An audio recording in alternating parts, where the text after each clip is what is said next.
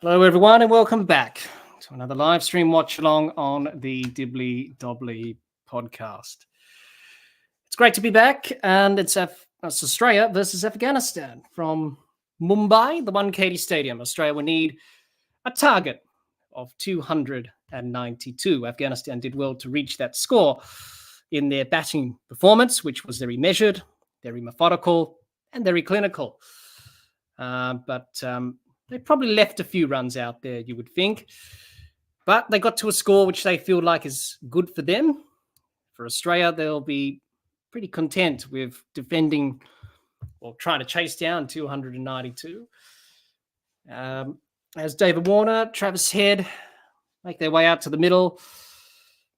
Both of them are in good touch in this World Cup campaign with the bat. And all is in readiness for the first over of this run chase. And no surprise, it's going to be bowled by Mujibur Rahman. Afghanistan have 4 spinners. He's one of them. And no surprise, he will bowl the first over of this innings. So David Warner will be on strike. Travis Head at the non-strikers end. Mujib will bowl the first over. It's a wonderful evening in Mumbai. And we're in for an exciting game of cricket. Afghanistan have been competitive, and here we go. Mujib in to Warner. This one wide, outside off stump, and flashed away for 4. First boundary of the run chase. Good start from Warner. Not a good start from Mujib. It was short and wide outside off stump, and Warner threw his hands through the cover region for 4. The fielder at cover did well to try and dive and cut that off, but it was quickly past him as soon as he hit the ground. Good start from Australia. It's a good pitch. It looks pretty good. Not too many demons in the surface. So Australia will maximise the power play. Mujib in. This one traps Warner on the pads. An appeal for LBW.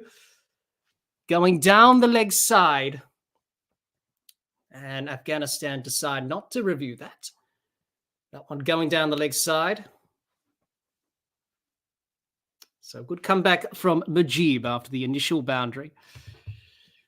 And Afghanistan on the charge.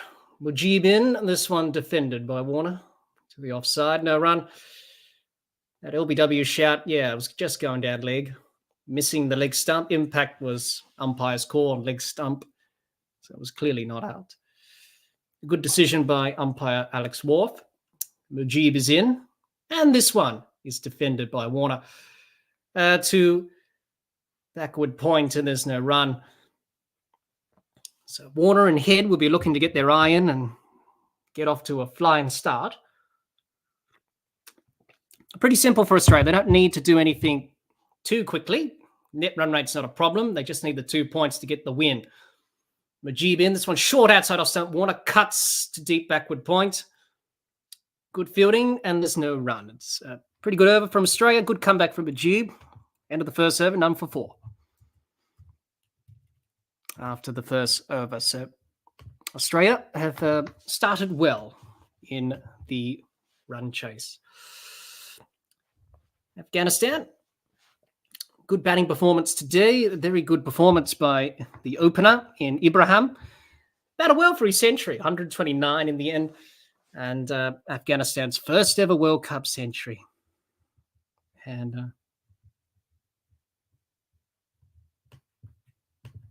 And thanks, everyone, for joining us, wherever you may be around the world. It's going to be Naveen al-Haq, one of the medium pacers for Afghanistan in the 11 today.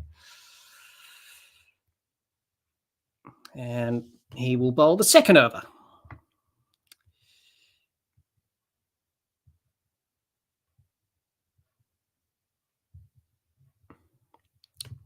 Shannon joins us. Thank you, Shannon. You say, I have Australia to win the game. Well, they are capable of chasing the runs down. Jihan, thanks for joining us. You say, if Australia win today, will they qualify for the semis? They will.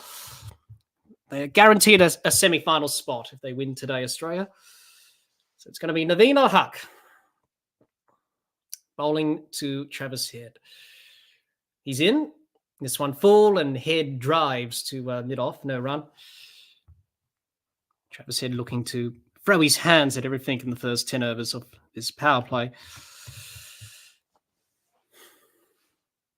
Travis Head missed out in the last game against England. He scored a very fine century against New Zealand in Dharamshala. 292 is the target for Australia. They're none for 4, so they've started well.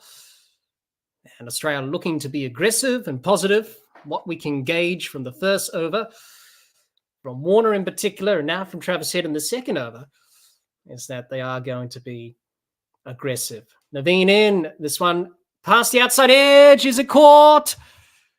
Is it? They're celebrating in Afghanistan. Yes, it is. Head is gone. Outside edge has been found. A bit of swing away from the left-hander and Head. He went searching for it outside his off stump. He'll be disappointed at playing that ball outside the off stump. He should have left it in hindsight, but he threw his hands at it. And a very good catch by the wicketkeeper.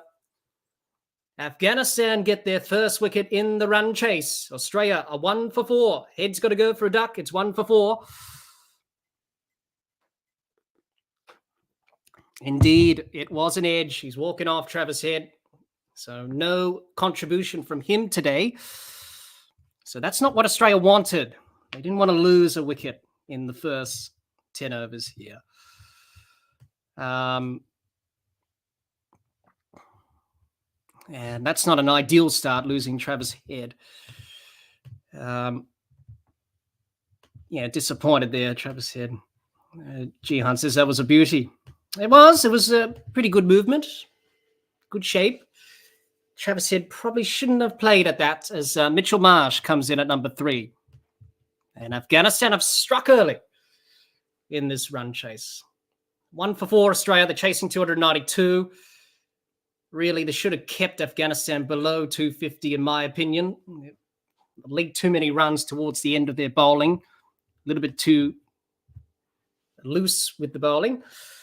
As Mitchell Marsh walks to the middle. Good to see Mitchell Marsh back. He's had a tough time coming back to Australia because of family reasons. His grandfather passed away. But it's good to see Mitch back, and he's back amongst the group, and he's determined to get the job done tonight. Naveen, he's been pretty good in this World Cup, and he's struck early for Afghanistan. So Australia, they will definitely back themselves to chase the runs down. I know, often when we talk about run chases, we say can't be done. All this garbage and trash, really. We got to remember those run chases were back in the old days, different eras. This is a different era altogether. So anything is possible if you put your mind to it. I don't really believe in all this negative talk and saying, Australia can't chase down the runs. Well, they can. It's not impossible. They only need 5 runs and over. It's just the power of the mind. As Naveen's in, this one full driven by Marsh. Misfielded at wide mid-off. They'll come through for a single. He's off the mark. Travis Head just searching for that ball outside off stump. Bit of movement away, enticed into the shot. And a very good catch by the wicketkeeper, who took it comfortably. Yes, he's quite a unique bowler, Naveen. And Afghanistan up and about. They've had a pretty good World Cup campaign, even though they are a chance for the semi-finals, but technically their net run rate is the big problem.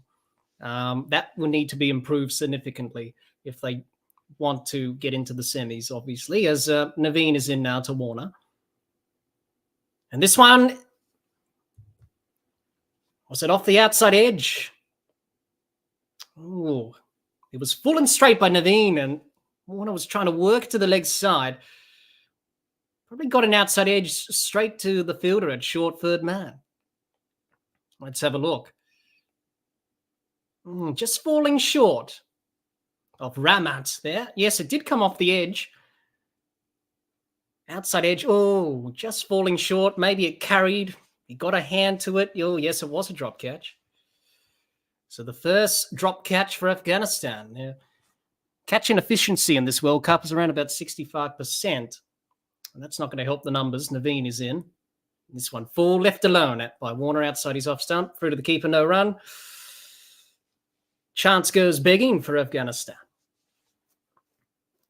Yes, he tried to work it to the leg side, Warner, and got that outside edge and just falling short of the fielder. As Jihan says, heavy offside field to Warner. Yes, they have set a very heavy offside field to him. They don't want to get anything too straight on the pads that he can whip away through the leg side. They have less protection with very heavy offside field. So he can't afford to bowl straight on the pads, Naveen, especially to Warner. With that protection of the offside, he's got to bowl more off-stump line because of that protection. Got to bowl to his field. And Naveen is in. This one full and punched through point for 4 from Warner. It will be a boundary. It races to the boundary for 4. And David Warner gets his second boundary. And Australia end the second over, 1 for 9.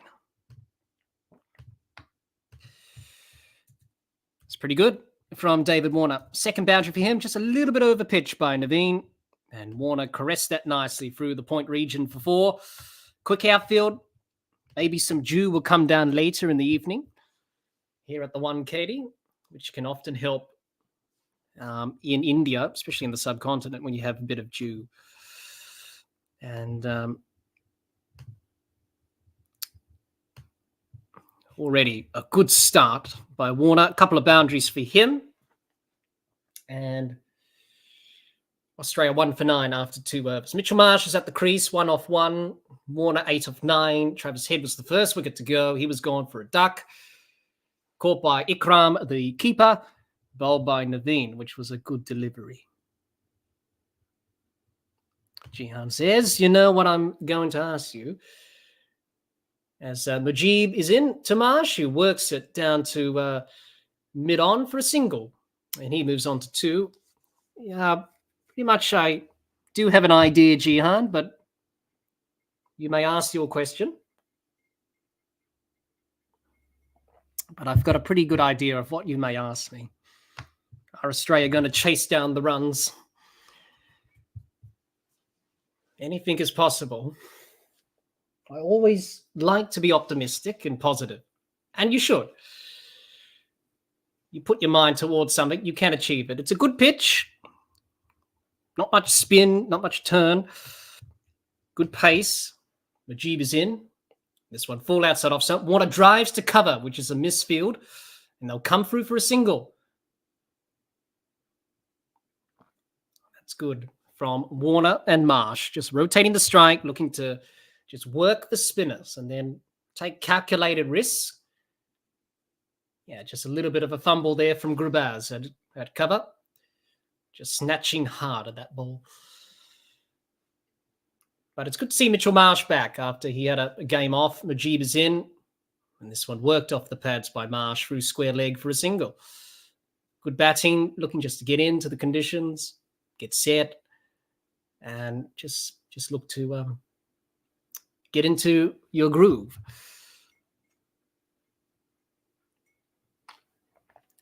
Australia. Mujib is in. This one full outside off stump and driven nicely by David Warner through the covers for 4. That's his third boundary. And Australia move on to 1 for 16. Warner moves on to 13 off 11. He continues his excellent form in this World Cup. Oh, yes, Jihan. Yes, sorry. Yes, of course, you were going to ask that question about Angela Matthews. Timed out, yes. Well, I did come prepared, Jihan, for this stream. I knew that someone will ask me that question about Angela Matthews. Mujib is in. This one cut by Warner to cover, no run. Yes, it was very controversial indeed. First time it happened in international cricket that someone was given out timed out. Angela Matthews against Bangladesh, Shakib Al Hassan said, we'll appeal for that. Mujib is in. This one beats Warner, hits him on the pad as he attempts to pull to the leg side. In the end, it's a dot ball. It's the end of the over. 1 for 16 after 3.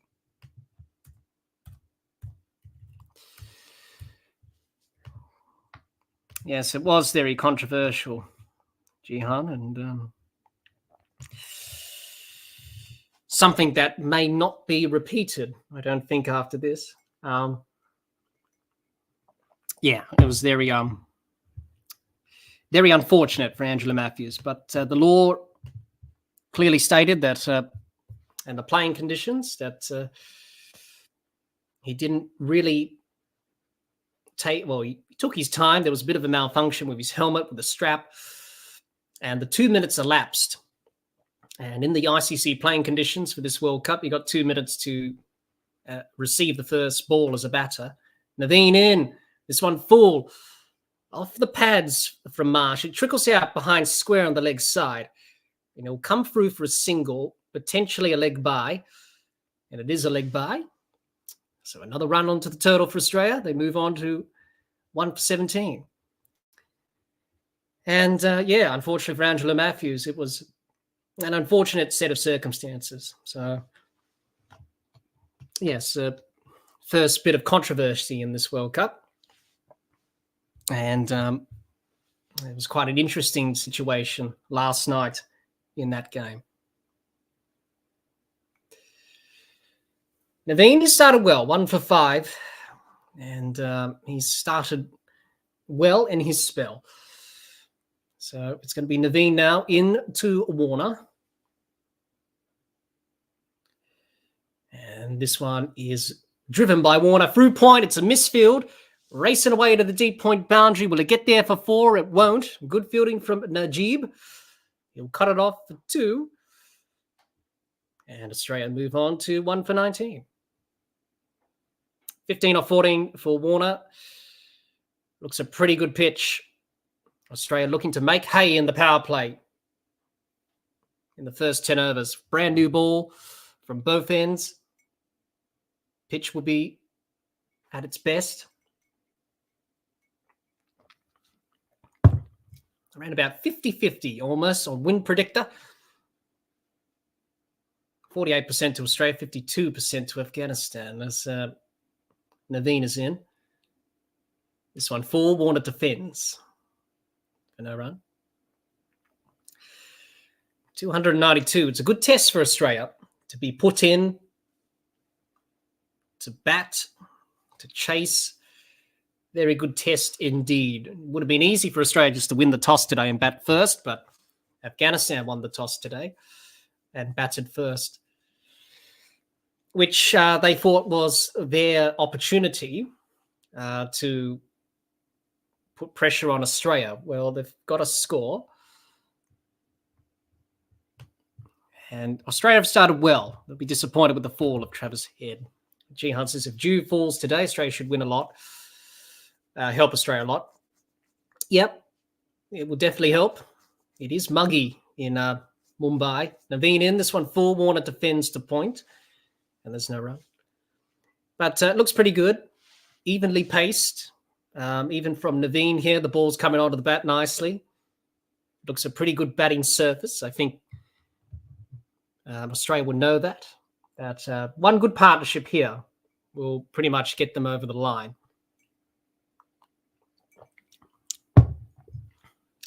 But you got to give credit to Afghanistan. They've been competitive, and that's the main thing in this World Cup. They've really they've done well to match it with the big teams.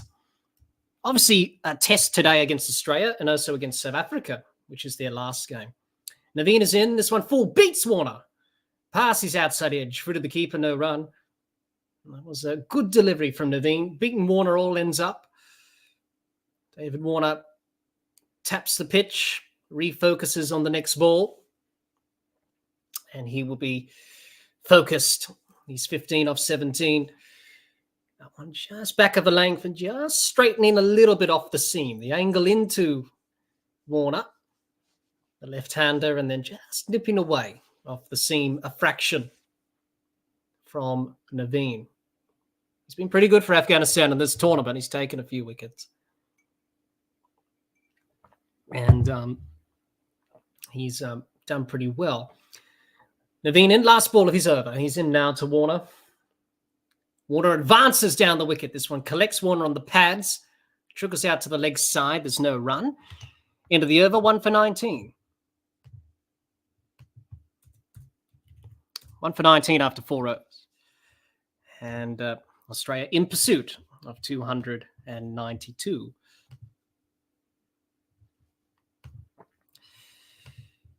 So Australia, their bowling performance today was, they did pretty well in the middle overs to keep Afghanistan quiet, but towards the end a little bit, Afghanistan were able to capitalize, especially Rashid Khan.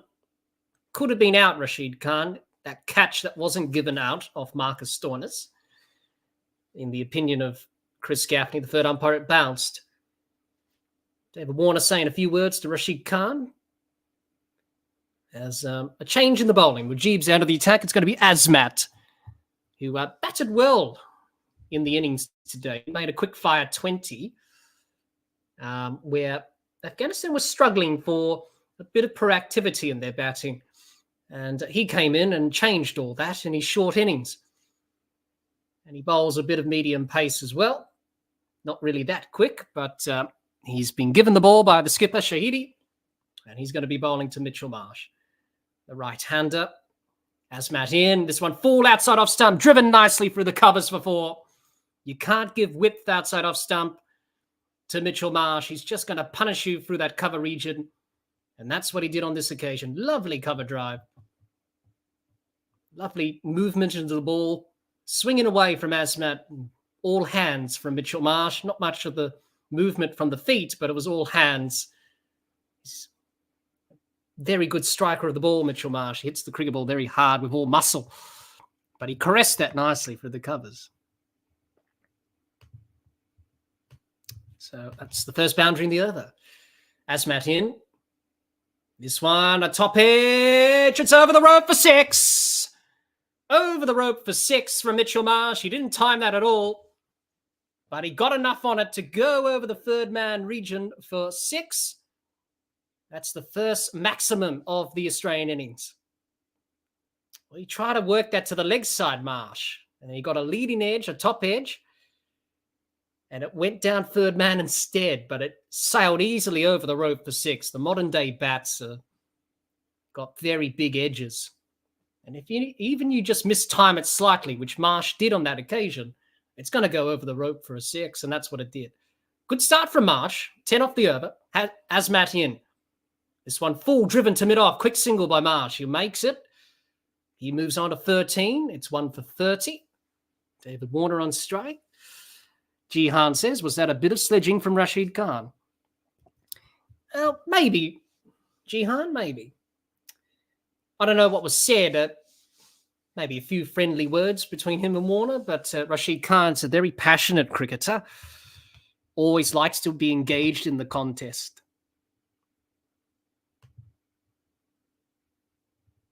So a bit of a discussion here from Shahidi and his bowler Azmat. Already 11 off the first 3 balls, 4, 6 and a single, so he's under pressure. Jihan says, how did that go for 6? The modern day bats, Jihan. As I said, they've got big edges. You mistime it, it's going to go over the rope. Azmat into Warner. This one short, pulled by Warner. Beats the fielder at square leg. Coming back for the second, and they'll come back for 2. Good running. Good start from Australia. Good intent in the batting. A few more words being said in exchange from David Warner and Rashid Khan. I think we just need to focus on the cricket. Let the cricket do the talking. Not so much your mouth. It's all right to have a few words, but if it doesn't cross the line, then it's okay. A bit of banter's fine. But, yeah, at the end of the day, I'm a firm believer that you should let the cricket do the talking rather than your mouth. Jihan says, Australia are due a bit of luck. Indeed. Azmat in, this one on leg stump. Warner defends to mid-wicket, no run. Yes, they are, Jihan. They are due a bit of luck. But Australia are off to a good start. After the loss of Travis Head, they're off to a good start. It's a good pitch. We've seen that from when the seamers have come on. The ball comes onto the bat nicely. It's a new ball. First 10 overs of the power play. Australia want to make hay when the sun is shining.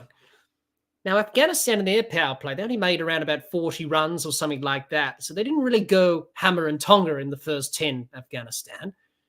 This one short down the leg side by Hazmat. Has to re-bowl that one again. Umpire will signal a wide.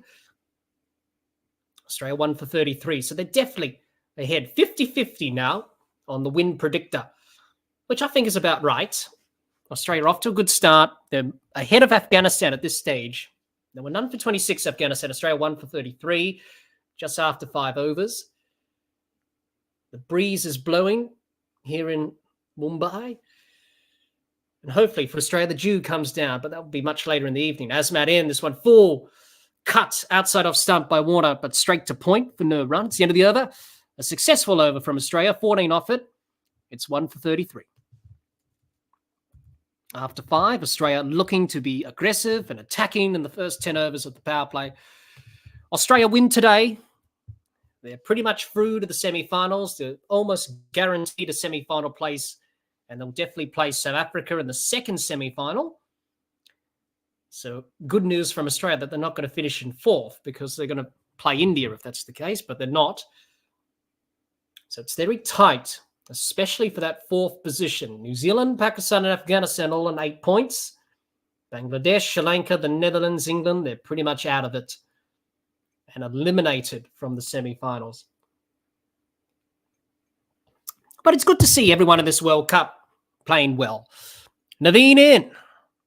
Oh, sorry.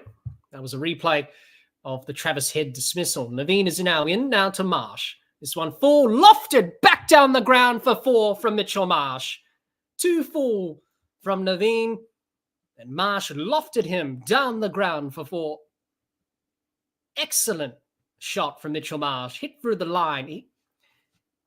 What amazes me is that how hard Mitchell Marsh strikes a cricket ball. He muscles it. Full of muscle, but he uses that power to his ability and strength. That was a fantastic shot. Hit through the line, nothing wrong with that. Down the ground for 4, only 2 fielders up inside the circle in the first 10. Excellent shot.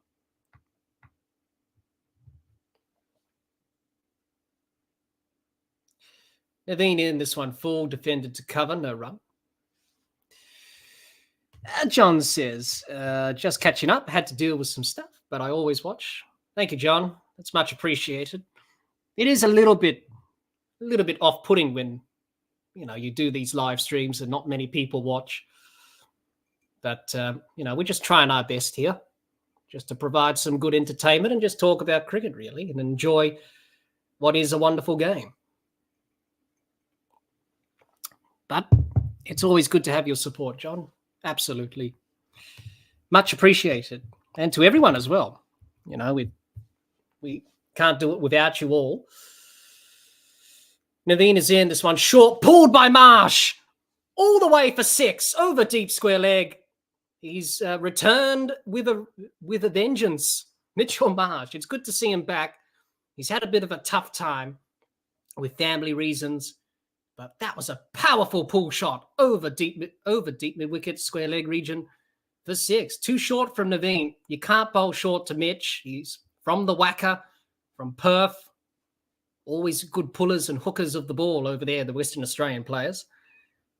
And he nailed it, timed it superbly. Concerns for Afghanistan. This is a good start from Australia.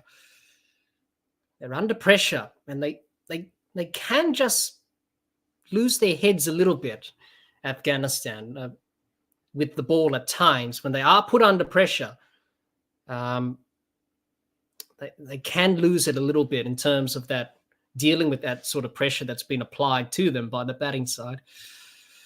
Naveen is in, and this one full, traps Marsh on the pads and given! He's been given! He's been given out, LBW, Mitchell Marsh. That was full, trapped him on the pads. Naveen's got 2 wickets in the innings. Will Marsh review? He's walking. Mitchell Marsh said, nope. I think that was pretty good. And Naveen's got 2. Afghanistan pick up the 2nd wicket. Marsh has gone for 24 off 11. It was full and straight from Naveen. A bit of movement Yeah, just coming back in. Hit him on the back leg on the knee roll. It looked like it was going to go on to hit leg stump or clip it at best. Umpire Michael Goff said, I think that's hitting. Afghanistan celebrate the second wicket. Marsh has to depart for 24. It's 2 for 43. Well, Mitchell Marsh, he'll be disappointed with that. He looked good. Hit a few boundaries, a few 4s and 6s, but he'll be disappointed with that. Getting out from that straight ball that really didn't move off the seam. It just kept its line. He'll be disappointed about that. But what we can tell from this pitch, it's pretty good for batting. And the ball's coming on to the bat nicely. So Afghanistan will be delighted with that wicket, but they do know Australia bat deep. And Marnus Labuschagne is in for Steve Smith today, who's got a bit of vertigo.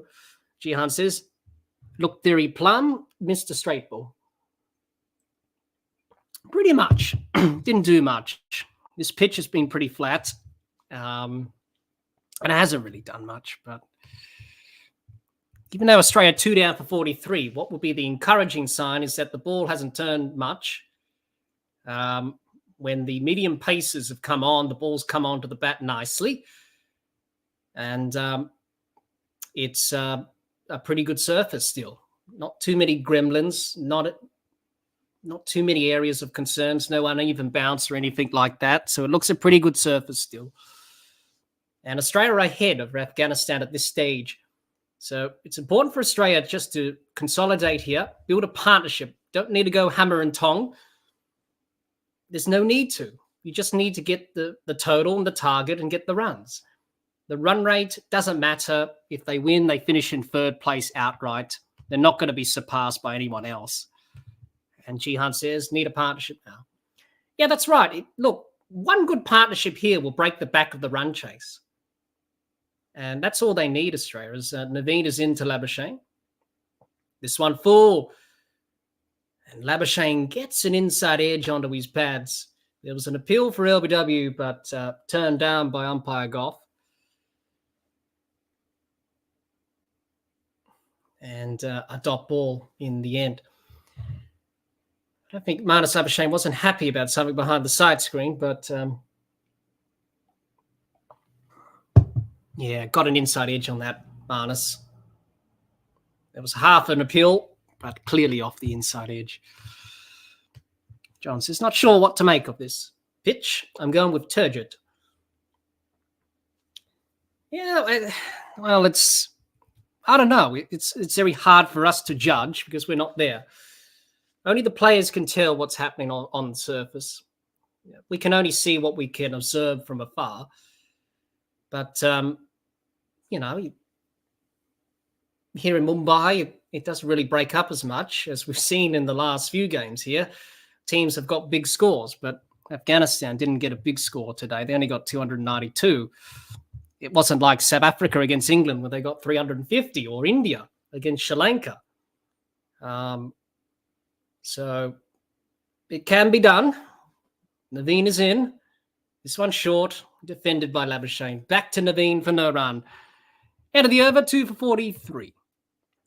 But it's important for Australia just to maintain the run rate and make sure they're above the required run rate of 5 and over, which they are at the moment. It's all about just consolidating now and just making sure that we build a partnership, rebuild, and just rotate the strike, pick off the singles, and then hit the odd boundary if it's a bad ball, which you do anyway.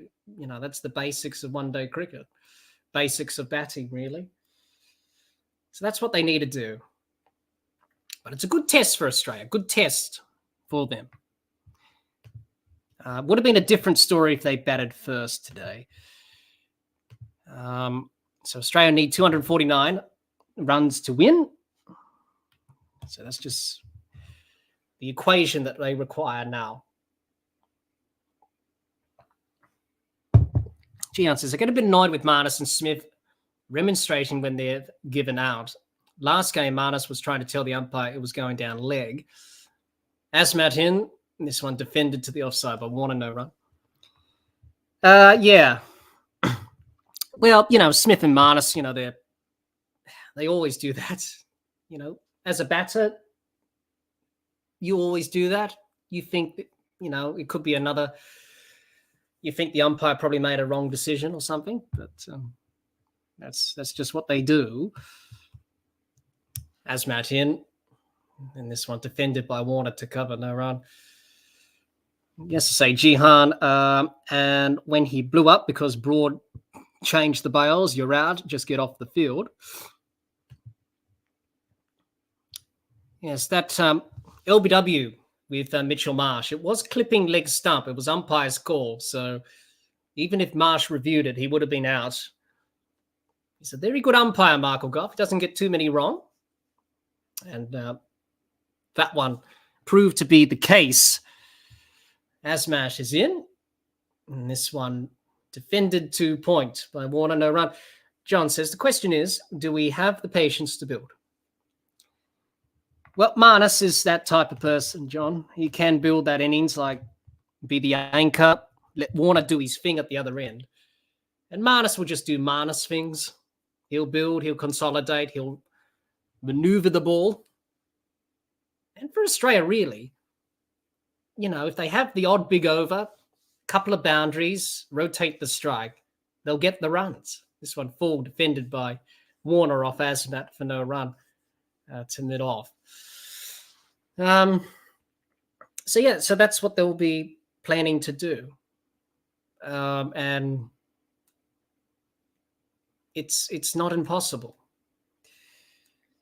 But I always do get annoyed when commentators or people say, the stats and the run chasers here says you can't do it. Well, you got to put that into context. Those games were played at a different time and era. This is a different time and era. Bigger bats, different rules, different playing conditions. So the game has moved on since those days. Asmat in. And this one beats Warner past his inside edge. Through to the keeper, no run. That one just coming back from Asmat off the seam. John says, question, does the third umpire have to say to the on-field umpire about wides? No, John, it's pretty much the non-striking umpire that decides. So the third umpire doesn't really say anything. If there's a DRS review and it's flicked the pad or it didn't flick the pad and it was down the leg side, then the umpire will signal wide. So apart from that, apart from DRS where you can say it was a wide or not, apart from that, it's just up to the umpires on the field that decide. Their judgment, as Matt is in. This one full defended by Warner to mid-off. There's no run. End of the over, 2 for 43. And it's a maiden from Asmat. First maiden of the innings. So to answer your question, John, no, the third umpire doesn't have any say about wides. Only when it comes to DRS reviews, if it flicked the pad, if it was given a wide, but it flicked the pad, then it'll be overturned. So they can only do that for that sort of thing. But it's mainly up to the umpires on the field that decide those wide calls. Jihan says they just have to bat. Bad balls will come. The field is still up. That's right. That's right. And we've seen from Naveen and we've seen from Asmat, they have bowled the occasional bad ball, especially when Mitchell Marsh was going off. So you just have to wait on that. Take your time, be patient, consolidate, build. That's what Afghanistan did in their innings today, and they did it well. So just break it down into segments, right? Let's get to 50. Let's get to 60. Break it down into 10-run segments. All right, we're 2 for 43. Let's get to 53 and then 63 and so on. Rather than just looking at the total and saying, right, we need 292. Let's break it down into segments and chunks. Now, there's a delay. Marnus is not happy because the light and people standing up in the Afghanistan dressing room, which is distracting Marnus. So we have a bit of delay at the start of this over. It seems to be okay now. Marnus is going to ready to face up. I don't know why Marnus was looking in that direction. He should be looking really at the bowler, and batters, they always pick out things that are not really in the eye line. G answers, how would Steve Waugh and Michael Bevan tackle this chase if they were here right now? Well, pretty much old school mentality. They'll just bat sensibly. Michael Bevan was pretty good at the run chase. That game against the West Indies in Sydney was pretty good. Naveen in, this one worked to square leg from Labuschagne and will come through for a quick single. He's off the mark. 244 Australia into the 8th over. John says gamesmanship. That's why Marnus. Yeah. Yeah. Oh, he is a character, Marnus. Steve Smith as well, cut from the same cloth. Yeah, there's a statue of Sachin Tendulkar here at the Wankhede Stadium. He was not a bad player, Sachin. 49 ODI centuries. Virat Kohli's equaled that. So it's going to be a big celebration when Virat goes past the great Sachin Tendulkar. Imagine that. It hits his 50th century, potentially in a semi-final or a final of this World Cup. It will be some sort of celebration.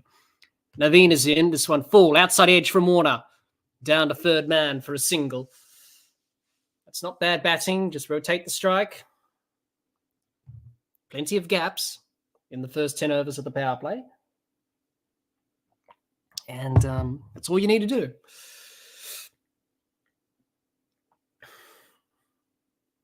A good crowd in. Everyone's come in to watch this game.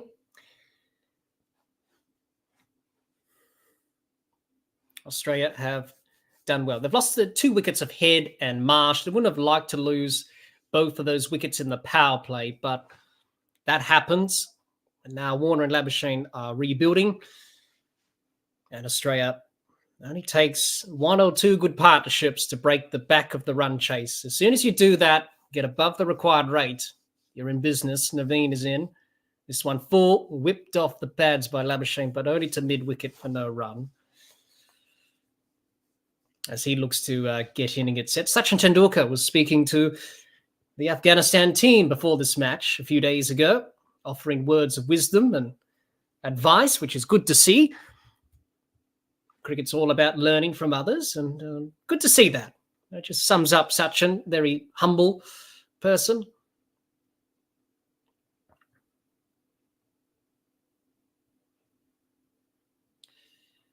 And the Wankhede Stadium was his home, that's for sure. John says Michael Bevan would just hang in there and smack the winning boundary. Tuggle would just turn over the strike in the interim. Yes, he would. He would. And that's what Australia would need here. Just nothing too rash. Naveen is in. This one full, left alone by Labuschagne. Outside his off stump, through the keeper, no run.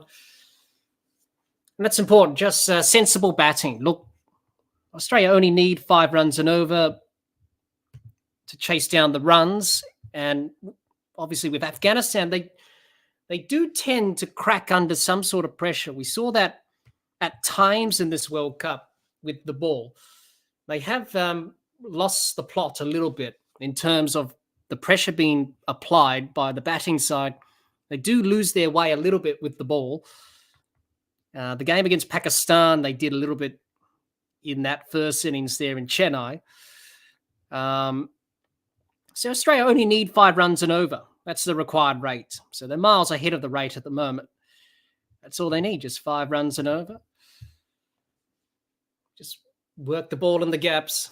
Hit the odd boundary. Naveen in. This one full. Driven down the ground for 4. Pass mid off from Labuschagne. Over pitch, Naveen. 2 full. Labuschagne picks up his first boundary. He moves on to 5 off 6. Australia 249. 1 ball left to the 8th over. Excellent shot from Labuschagne. See, over pitched. A little bit too full. Just a punch down the ground. Pass mid off in the V. Pass mid off. 4 runs. Quick outfield. That's all you need to do. The bad balls will come and you have to be ready for that. And Labuschagne was. That's good batting. Always a firm believer. Do the basics right, but do it smartly.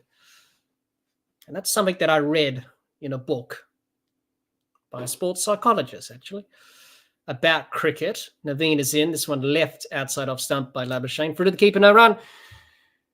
End of the over, it's 249. Which is very important, just to maintain composure, think about it logically, and just bat sensibly. And that's all you need to do, really.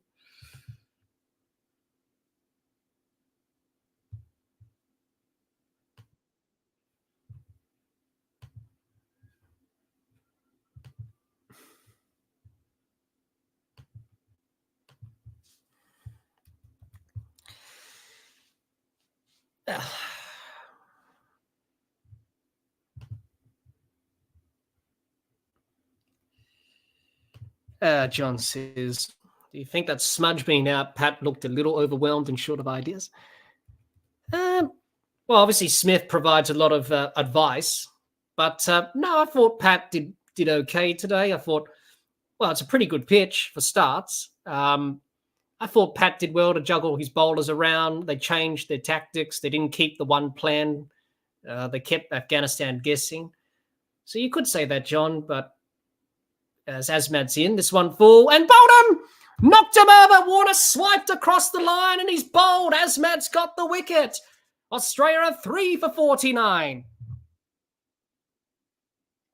That was a horrible shot from David Warner. He swiped across the line and he got clean bowled. That's not the shot to be playing. And Afghanistan have got 3 wickets. They haven't come from the spinners. They've all come from the quicks. And now David Warner's gone. Azmat is pumped. 3rd wicket down for Australia for 49. Warner gone for 18. It's 3 for 49. Now, looking on that on reflection from Warner, he would not be happy with that shot. And really, that was quite pathetic, really. That's not what you need to be doing right now. You know, he was looking good, Warner. Just bat sensibly. No need to take risks when you're chasing 5 and over, 292. And to be honest, that wasn't the right shot to be playing. He'll be disappointed, Warner. I know he wants to be aggressive, but actually, you know, this is quite embarrassing for Australia, actually. And I don't say that lightly. Inglis in at number 5. He needs to really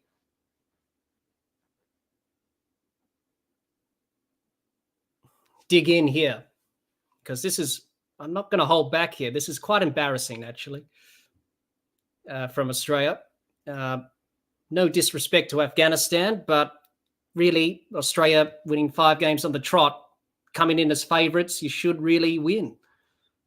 They're 3 down for 49, so it's not over yet.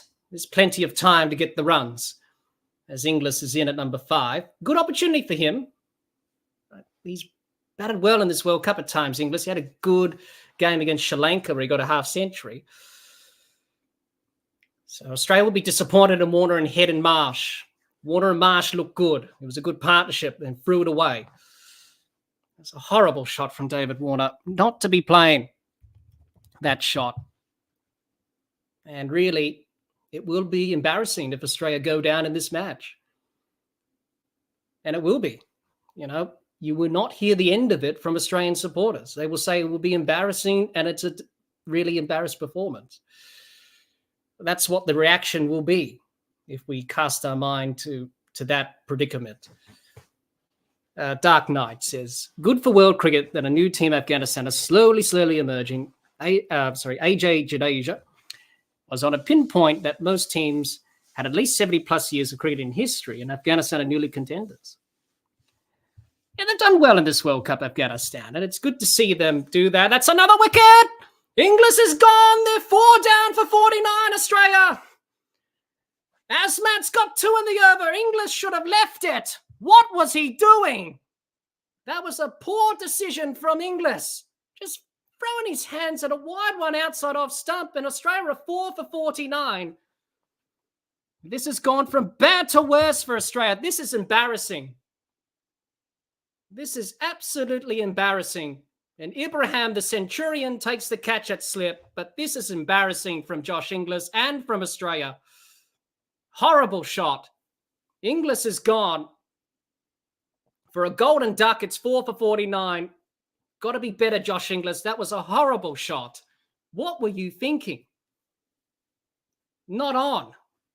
Just leave it. Just get a few balls in, leave it. And how embarrassing this will be for Australia. And really it is embarrassing. If they do lose this match, we'll all know what the reaction, the backlash, people in Australia, they will say that this was embarrassing. And it will be. So Australia really need to pull up their socks now. Glenn Maxwell at number 6. Australia, they've got to get back. They've got to put some pressure on Afghanistan. John says, I think we'll be smoked in this game. Dark Knight says, Jay Shah on a work. Well, it's just not good enough. It's embarrassing. Really. With Australia's quality, winning 5 games on the trot, you shouldn't be really losing to Afghanistan, really. It's quite embarrassing. 449, it's not good enough. It's a hat trick for Azmat. And Glenn Maxwell, he scored that wonderful century against the Netherlands. Australia will take that. Afghanistan well on top. They shouldn't really got 292, really. Australia should have kept them under 250, maybe over 250. They gave away too many runs towards the end of the innings. It's just not good enough from Australia today. And it will be embarrassing if they do lose this match. We'll all know what the backlash and the response in Australia will be to this performance. You know, coming into this game, Australia started off as favourites and winning 5 games in a row, they'll be disappointed. Oh, this one beats Maxwell. There was an appeal for LBW. This one full and straight by Azmat. There was an appeal for LBW. They're convinced that this is out. LBW did flick the pad. It wasn't out caught behind. They're not sure. They've gone upstairs, I think. They have gone upstairs. It was given not out.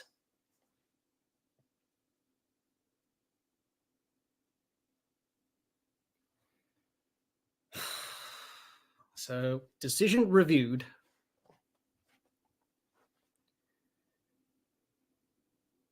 Four for 49 for Australia. I don't think Maxwell's looking too unpleased. Glenn Maxwell looks pretty calm. He doesn't think he's hit it or that it's out. Probably outside the line if it was LBW. Let's have a look.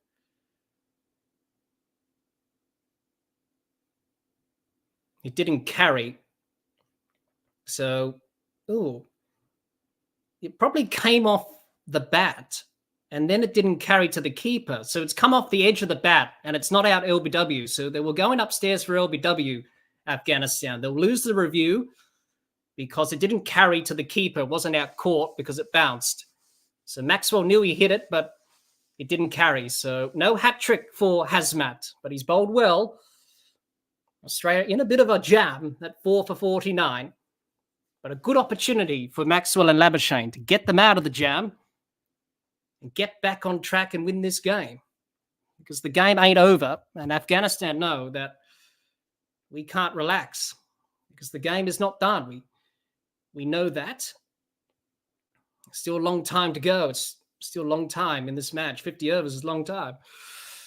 But for Australia, this is the danger game for them in this World Cup. And if we're honest, Afghanistan, even if they do have success tonight, I don't think they're going to make the semi-finals anyway, based on the net run rate situation. That's negative 0.3 or something like that. So the net run rate's not their friend at the moment. Azmat in, this one full, and defended by Maxwell to cover for no run. He was looking for a single. Thought there was an overthrow, but there wasn't. There's no run. Dark Knight says ball is swinging too much. Underlights in Wankhede. Well, for Australia, it's just basically just get through it. Probably wait until they bring on the spinners and then you can attack the spinners. Everyone in that dressing room looking disappointed, and they should be, because this is really pathetic, really. And it is. I use that word not lightly, but it is pathetic. And they should be disappointed, especially David Warner playing that shot, Josh Inglis, Mitchell Marsh missing a straight ball, Travis Head just fishing at one outside off stump. He should have got his eye in. Asmat in. This one full, driven by Maxwell. Through the covers, through extra cover. Won't quite get to the boundary. They'll pick up 2. And that will bring up the 50 for Australia. With 1 ball left of the 9th over. They've lost 4 wickets in the first 10 overs. It's now time to rebuild, get back on track, put pressure back on Afghanistan.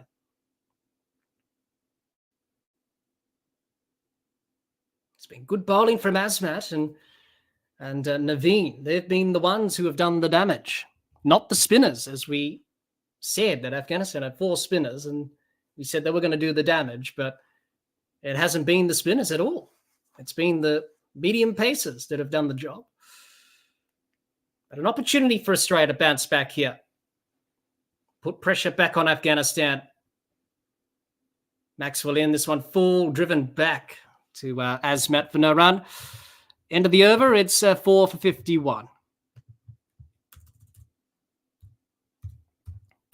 And yes, it is a little bit of a predicament for Australia. But Maxwell out there with Labuschagne, they'll be looking to consolidate, rebuild an innings. And Australia chasing 292. So the current run rate for Australia is 5.66. They need a run rate required of 5.87. Not ideal to lose those wickets just before in a cluster, but it's time to rebuild. Time to knuckle down, get back on track. And everyone really predicted that Australia should go on to win this match from the start of today. If Australia do win, they qualify for the semi-finals. For Afghanistan, that net run rate's a problem. Negative 0.33 is going to be a problem for them. Naveen in, this one full, Labuschagne defends, and there's no run. So that's the problem for Afghanistan, is the net run rate situation. And that is the big problem for them. It's in the negative. So you got New Zealand, who's on positive, 0.40. Pakistan is 0.04 in the positive. So that's not the friend of Afghanistan at the moment. The net run rates are concerned. So can they improve that? That is the question. Their next game is against South Africa, and that's on later this week. So it is going to be a challenge for them to improve that net run rate, because New Zealand, other teams, Pakistan, it's going to be a challenge for them. Naveen is in to Labuschagne. This one left outside off stump through to the keeper, no run. Jihan says not much strike rotation. When Curley is put under pressure, he just drops and runs. Well, that's what Australia need to do. It's pathetic. And I don't use that word lightly. It is. It's just dumb batting. Yeah, they've bowled great deliveries, but it's just been dumb batting. You have to be smart. You have to do the basics well enough and play in innings. And, you know, it is going to be embarrassing if Australia go down to Afghanistan. It really is. Just like what happened to England. You know, and I suppose it's good for the game, but for Australia, you know, they've got high standards and they should be better. Naveen in, this one full outside off stump and driven by Labuschagne to cover, no run.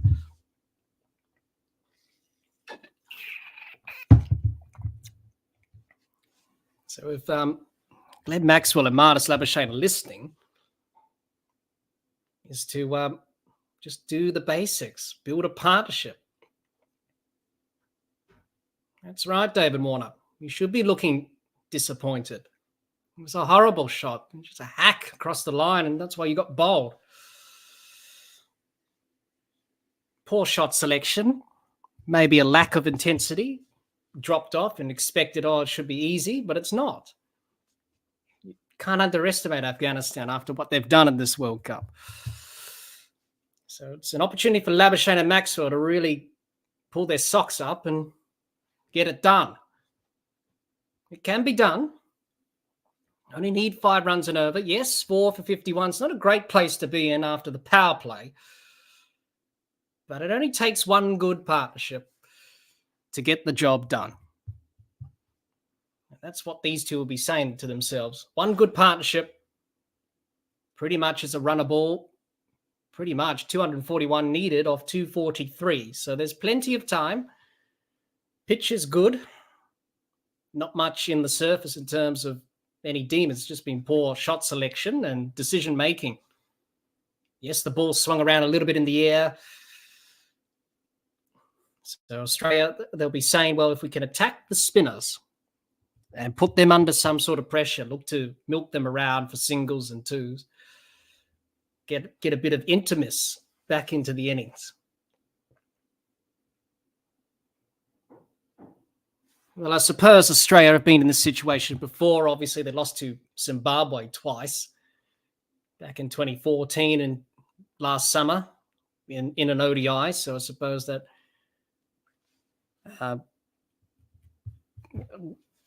Australia have experienced losing to other known cricketing country.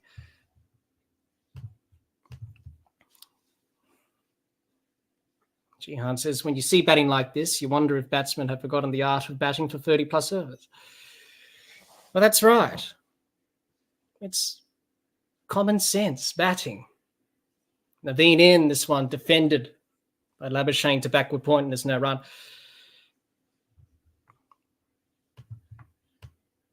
Well, Australia have only got them. John says, I shall reserve comment for now. Not happy, Jane. Yeah, well, I'm not happy either because Australia can play better than this. And look, you know what? No disrespect to Afghanistan. They've played great. But really, you know, you come into this game as favourites. You've won 5 games in a row.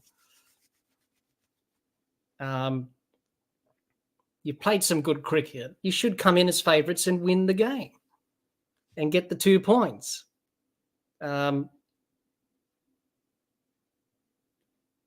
Australia, all they need to do tonight is just to get 2 points and they qualify for the semi-finals. As I said before, Afghanistan, their challenge is obviously the net run rate. And probably looking on that, I don't think their net run rate's going to improve much to be in the top 4 anyway. So that's their problem.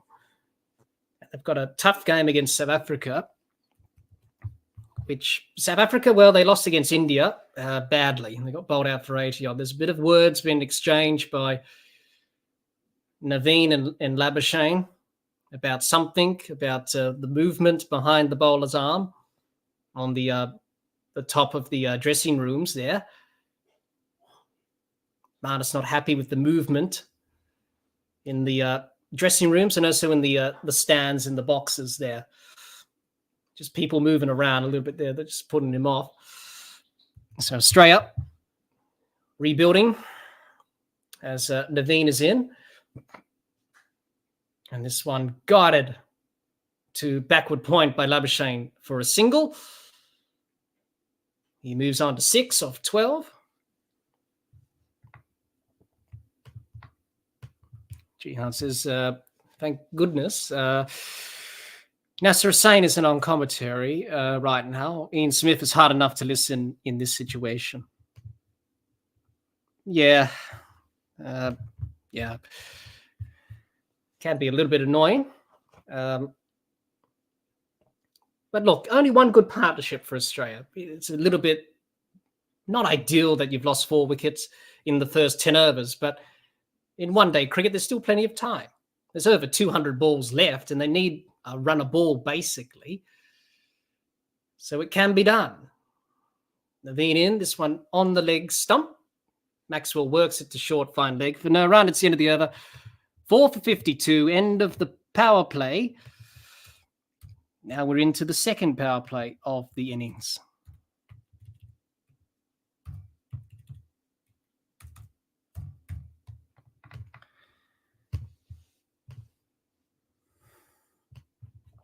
.452, Australia chasing 292. And really, Australia should have batted first today if they won the toss.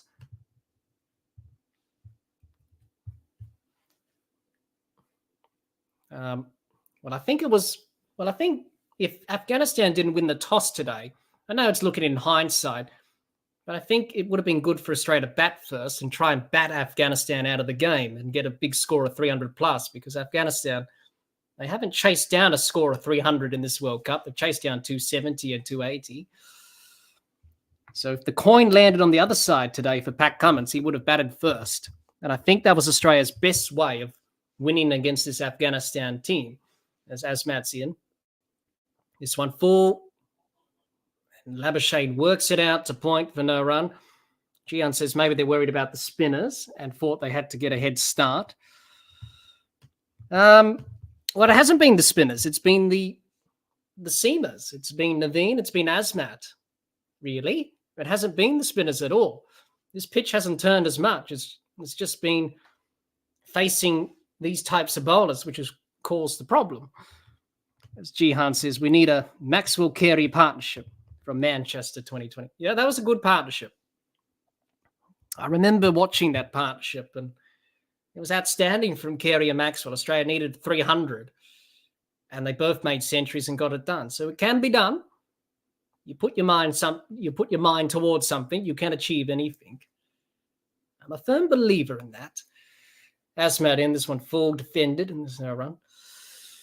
You got to try. You got to try. You got to have hope and belief. And that's important. You know, there's plenty of time. It's only the 11th over of 50. And Australia need 292, which is a run rate of 5 and over. So if they just work it in the gaps, establish a partnership, build a partnership, they can chase down these runs, and it'll be a very memorable victory. Asmat in, this one full defended by Labuschagne, no run.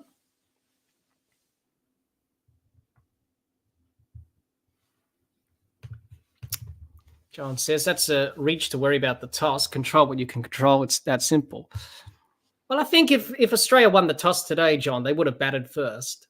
I think Australia would have liked to bat it first and put runs on the board and try and put Afghanistan under pressure. But Afghanistan, their best option to win was to put runs on the board, and they have. But, you know, I think Australia, if they batted first, they probably would have made a score of 350 and probably did something like that. This one, Asmat in. This one, an outside edge from Labuschagne, but he plays it with soft hands, just falls short of slip. No run. But Australia really need to pull up their socks now. You know, it was embarrassing losing to Zimbabwe twice back in 2014 and last summer. And we all know the reaction from that. So I'm just hoping that Australia wins so I don't really have to talk about it following the backlash and the fallout, because we all know what's going to happen. We don't have to be a mind reader to work out what's going to happen. So Australia, one good partnership to get them over the line. Asmat in. This one pulled by Labuschagne through mid-wicket. Will it race away to the boundary for 4? It will. That's a boundary there for Marnus Labuschagne. And the first boundary for Australia in a while. And Australia move along in their quest of 292. That was a good shot from Labuschagne. Not really a full-blooded pull shot, just a jab through mid-wicket. So that's a bad ball. A little bit short from Asmat. So just have to wait for those poor deliveries. Jihan says, good point Ponting made that Australian new ball bowlers aren't getting any movement. Asmat in. This one glided through backward point by Labuschagne down to third man for a single. That's the end of the over. It's 4 for 57.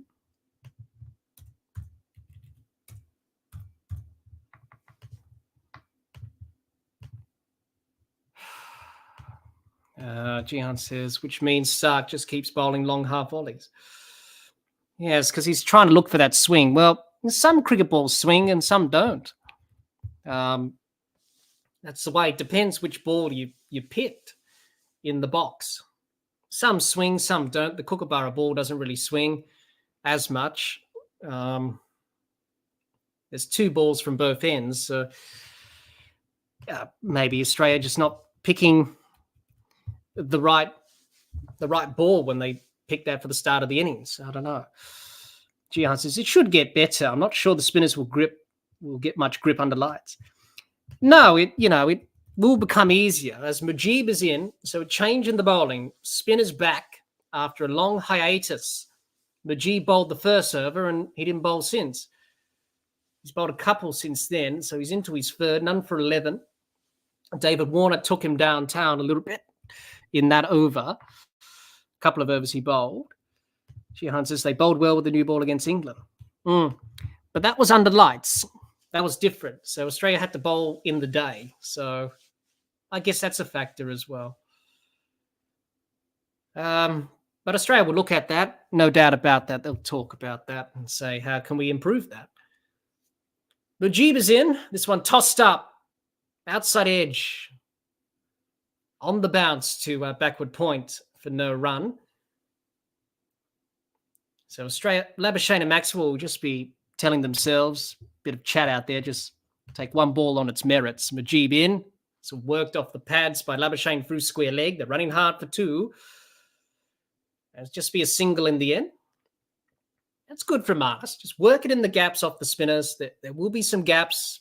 He'll have protection back on the rope. 5 fielders out in the second power play.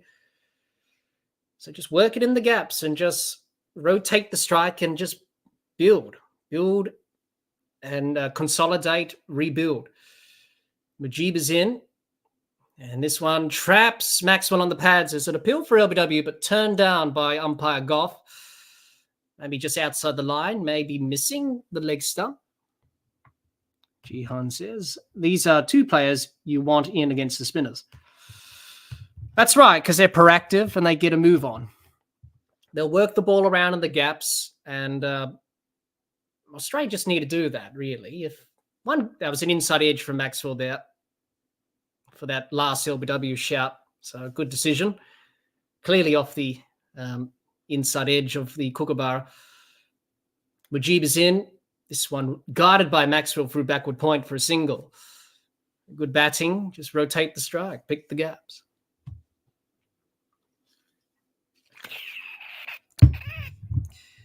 And that's what you want at this stage of the innings, really. You want to just do the basics. Mujeeb is in. This one guarded to deep point by Labuschagne for a single. Just opens the face of the bat just to work at the deep point for an easy single. It's good. Good batting. Australia needed that a lot earlier. Yes, I understand the game plan is to go hard a little bit in the 10 overs, first 10, but there's a long time in one-day cricket. It's 50 overs. It's not like T20. Mujeeb in. This one swept by Maxwell to deep square leg for a single. Noor Ahmed, the other spinner, does the fielding. They'll pick up one to end the over. It's the end of the over. It's 4 for 61. Not a bad over from Australia. Picking up the singles there. 4 of them. And that's good. Just to rotate the strike, pick the gaps when the spinner's on. And look just to milk the bowling, really. That's what you're doing.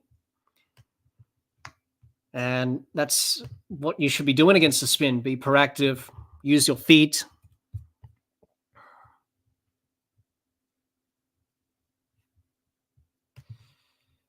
So Australia need a further 235 from 39 overs remaining. Currently 457. So just a required run rate of 5 and over. So nothing wrong with the required run rate. That's gone over to 6 and over. So it's basically a run a ball. So nothing wrong with the required run rate. That's in check. It's just making sure that they consolidate, build the innings, and rotate the strike, which will be the order of the day. Well, Australia's next game is against Bangladesh. That's on Saturday. as drinks have been taken. That will be on Saturday. That will be at Pune against Bangladesh, who were coming off a good win against Sri Lanka. Obviously, controversy in that game with Angela Matthews getting timed out. So Australia, they'll be hoping they can find a way to get over the line tonight. And if they do that, it will be an extraordinary win. And they do that, get 2 points, qualify hopefully for the semi-final race, and look towards the back end of this tournament. But I suppose it's good to be tested, good to be placed under pressure and tested, and just making sure that we can actually do it under pressure. So it's a perfect situation for Australia just to adapt. And that's what you need to do.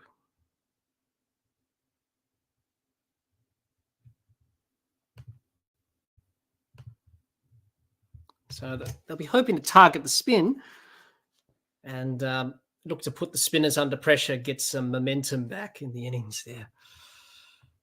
John says, tough times ahead for Australia. Writing has been on the wall for quite a while. Jihan says, they better be ready to face up against Bangladesh.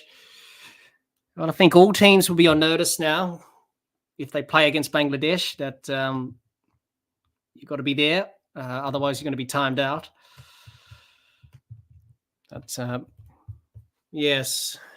Very unfortunate for Angela Matthews, but the law was the law, and he wasn't ready.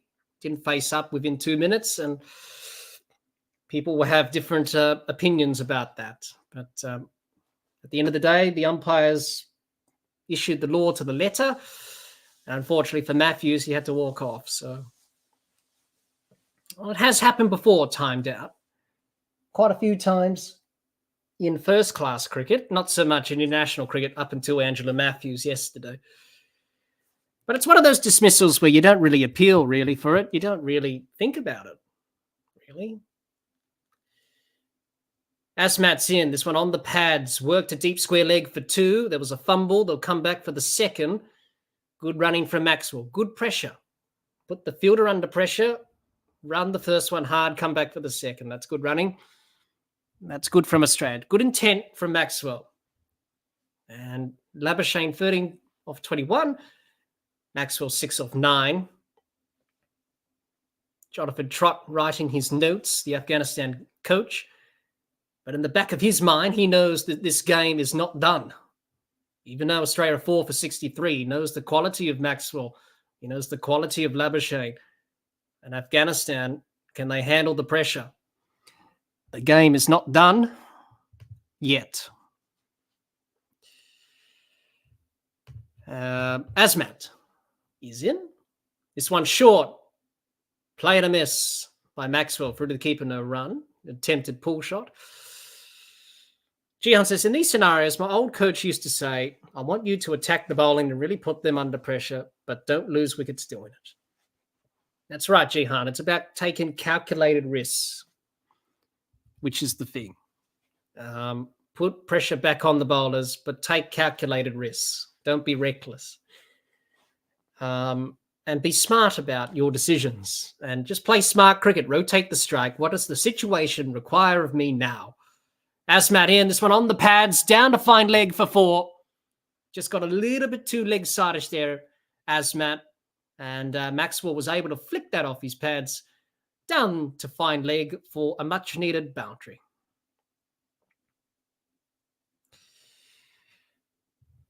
But yes, your coach was definitely saying the right things there. And that's pretty much just reading the situation and just playing the game and playing the conditions and the bowlers and the ball on its merits and adapting to that. And I think that's why many teams around the world have failed to do in this World Cup at times because of the so much T20 cricket. Asmat's in, this one down the leg side again, worked up the pads by Maxwell, down to fine leg for a single. John says, first time I've seen any across any format, just when thought it was safe to get into the water. Jihan says, it's like saying I want you to score more runs than the opposition today then you'll be okay. That's right. That's right, indeed. Afghanistan, they know this game is not done yet. Asmat in, this one short, outside off start. Labuschagne works it out to deep point. Point. There's a misfield and it'll come through for a single. So it's good from Australia just to rebuild, consolidate, and play the situation. What does the situation require of me? Maxwell will be saying that, and Labuschagne, right? Just to establish a partnership. Rotate strike. And if there's a bad ball, look to punish it to the boundary. If it's a half volley, look to punish it to the boundary. If it's a short ball, if it's in your area, look to dispatch it over the rope for 6. So it's all about being smart, being adaptable. Cricket's a game of adaptability, adapting to under different conditions of pressure. And these cricketers have built up those processes.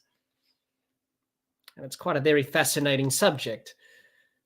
Asmat in, this one full, swing and a miss by Maxwell for the keeper, no run. It's the end of the over. It's 4 for 69.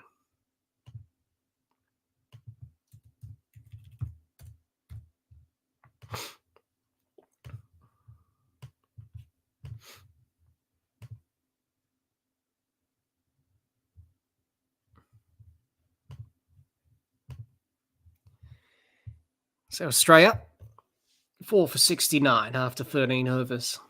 Marnus Labuschagne is 14 off 22. Glenn Maxwell, 11 off 13. The run rate, not a problem from Australia. It's 6.02, so a run a ball required. And they need 223 more runs to win from 37 overs. It can be done. Put your mind to it. Find a way. That's what you want to see from cricketers and cricket teams. Find a way. Yes, it's tough, but find a way through it. And they can be light at the end of the tunnel. As Mujib continues, this one worked by Labuschagne to mid-wicket, no run. Well, funny enough, Australia are ahead of Afghanistan at this stage. Afghanistan were 1 for 61. Australia are 4 for 69, so they're ahead on comparison. Mujib is in. This one full, defended by Labuschagne, no run. John says, what the game be without a little controversy? Just happy it wasn't us for a change. No. Australia's dealt with their controversies over the years. Mujib in. This one glided by Maxwell down to short third man for a dot ball. Yes, it was a little controversial yesterday with Shakib Al Hasan and Angela Matthews. It got a little bit heated. Mujib in, this one, an inside edge onto the pads of Labuschagne. Try to drive for the offside and there's no run. Didn't quite time that. Yes, it did get a little bit of out of hand. Mujib in, this one down the leg side. Labuschagne works the short fine leg for no run. 4 for 69. Australia chasing 292. And Mujib is in. This one defended on the front foot solidly by Labuschagne. There's no run. End the over, 4 for 69. It's a maiden from Mujib.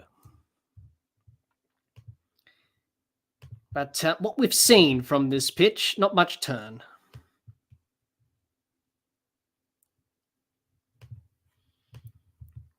Jihan says, do you think it was wrong? Great cricketer guys thought it was unnecessary. Yeah, a lot of people have said that. Common sense was the main word. Yeah, I think in those incidents, I think in those situations, I think maybe a little bit of common sense should come in. He did arrive at the crease, Matthews. It wasn't like he deliberately didn't want to go out and bat. He was there in the middle. He was ready to face. The strap broke. And some people have said, well, he could have batted without a helmet and then batted with a helmet after. maybe he could have been proactive, and as he was walking out to the middle, he probably said, hang on, my strap's broken here. 12th man, come behind me, come onto the field and give me a new helmet, because otherwise I'm going to be in trouble here. So it could go either way, I think. As Rashid Khan is into the attack. He's in. And this one worked by Maxwell through square leg for a quick single. Is a direct hit. There's an appeal for run out, but I think he made it, Labuschagne, with the dive. That's all Australia needed now is a run out. But I think he made it home, Labuschagne, with the dive. It's a quick single in the end. He's all right. Labuschagne, he dived, put the dive in. Did he get the bat across the line? Oh, it's close. I think he just made it. Labuschagne, he just made it. He's got a bit of bat behind the line. He just made it by the skin of his teeth. He just made it, I think.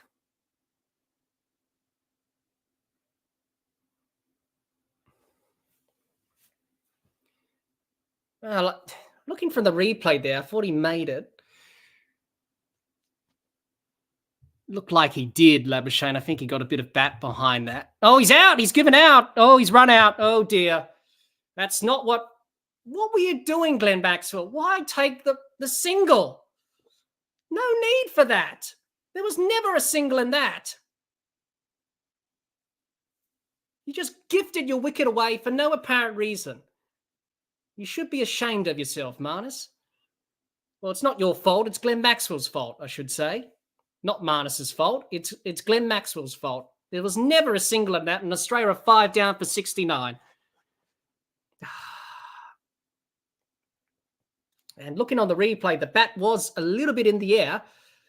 Just for a moment there, Marnus thought I just got a bit of bat behind the line, but in the end, just not enough.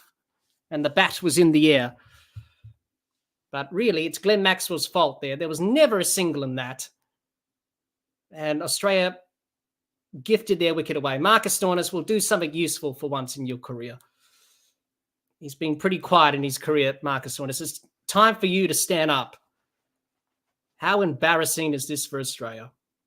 5 for 69. It's not good enough. Even though Afghanistan have been playing well in this tournament, but it's not good enough.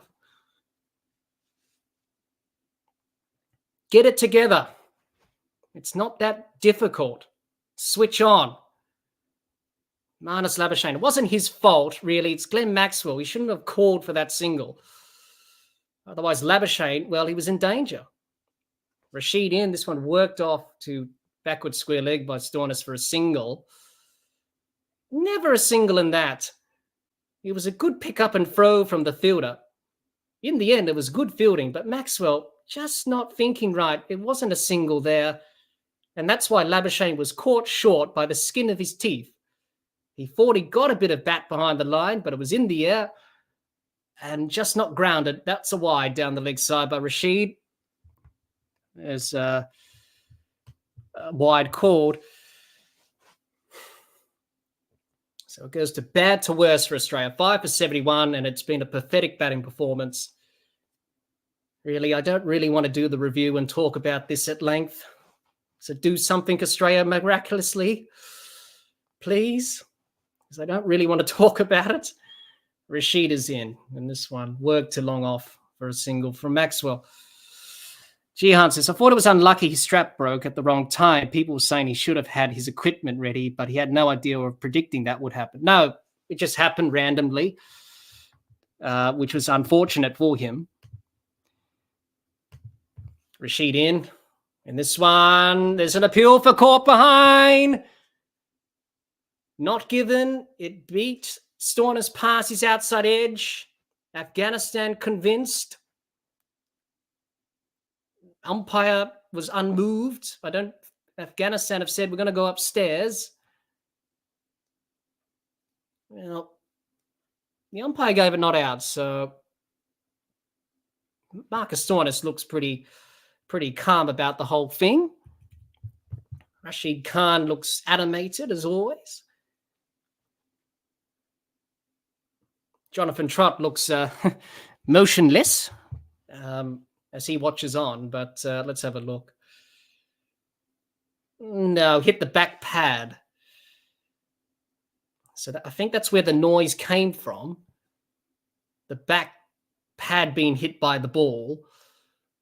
And it's probably outside the line anyway, because it looked like the back flap of the pad is outside the line of off stump anyway.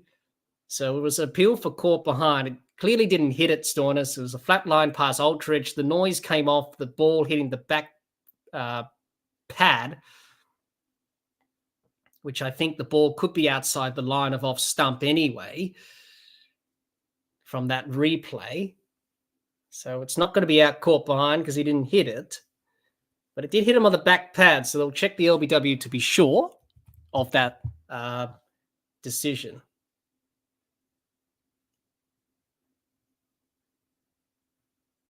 Let's have a look. Oh, it is in line, and it's umpire's call, not out. So it did clip the off stump, but it was not out. So umpire's call. Marcus Stoinis is safe. Luckily, with umpire's call there. It was close, but marginal in the end. Now, it's not a good sight when you see Pat Cummins and Mitchell Starc padded up.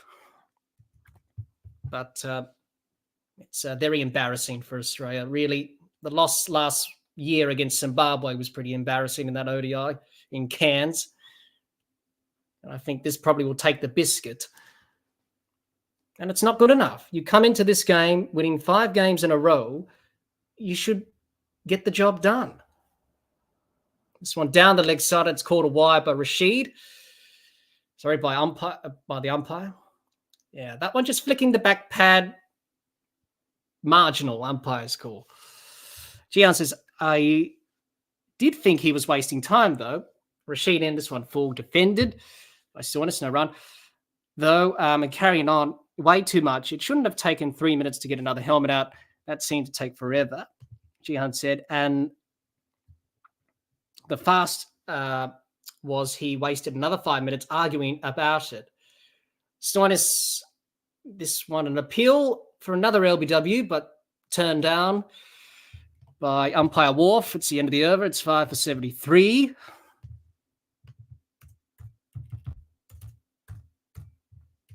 "15 overs completed. Australia looking to get something out of this match. But Afghanistan have been very competitive. They've had a pretty good World Cup, you have to say. Give them credit for that.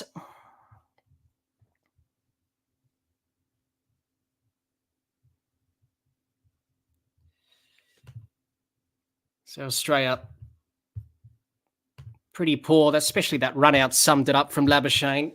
Really, it wasn't his fault. It was Maxwell's fault, and there was never a single in that. Why need to run? You didn't need to. Majib in. This one driven out to cover, no run. John says that was out in the bat in the air. That was Marnus's run out, and Gian said the same thing.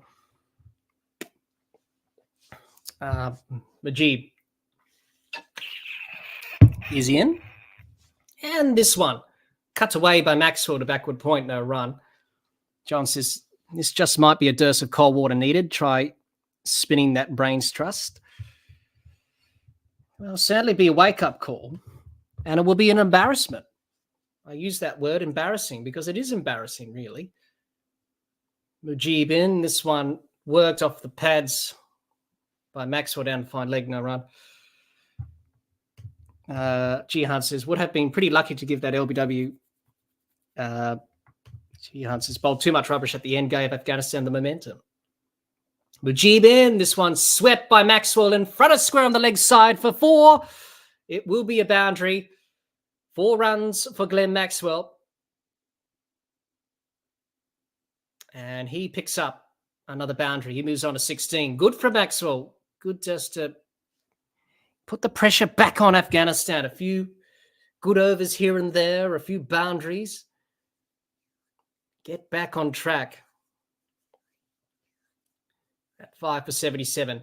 Mujeeb in, this one full and driven through extra cover for 4. Back-to-back boundaries for Maxwell. He said, right, it's now time to be the aggressor. Start to put some pressure on Mujeeb, and that's what he's done. That was full outside off stump and driven nicely through extra cover for a boundary from Glenn Maxwell. The cover fielder couldn't cut it off. He was past him in a flash. Mujeeb is in.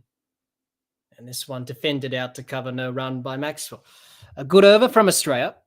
8 off it. It's 5 for 81 after 16.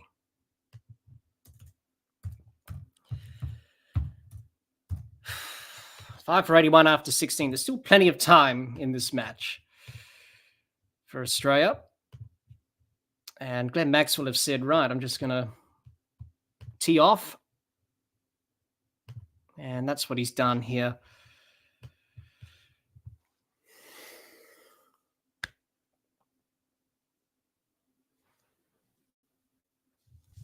And there's some cricket going on at the other grounds around the Wankhede, some night cricket. That's good to see.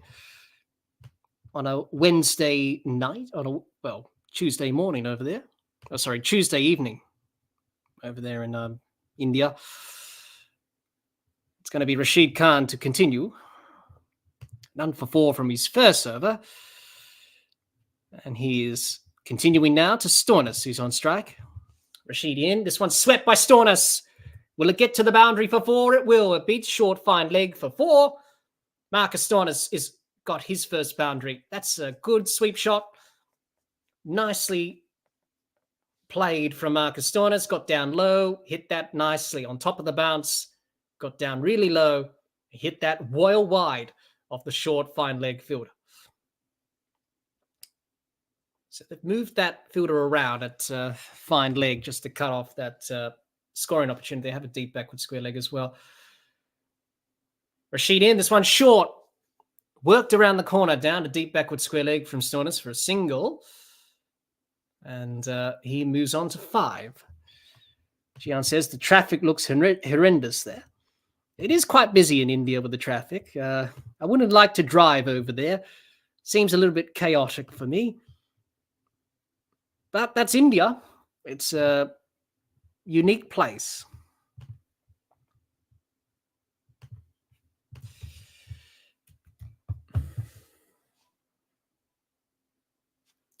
Rashid is in.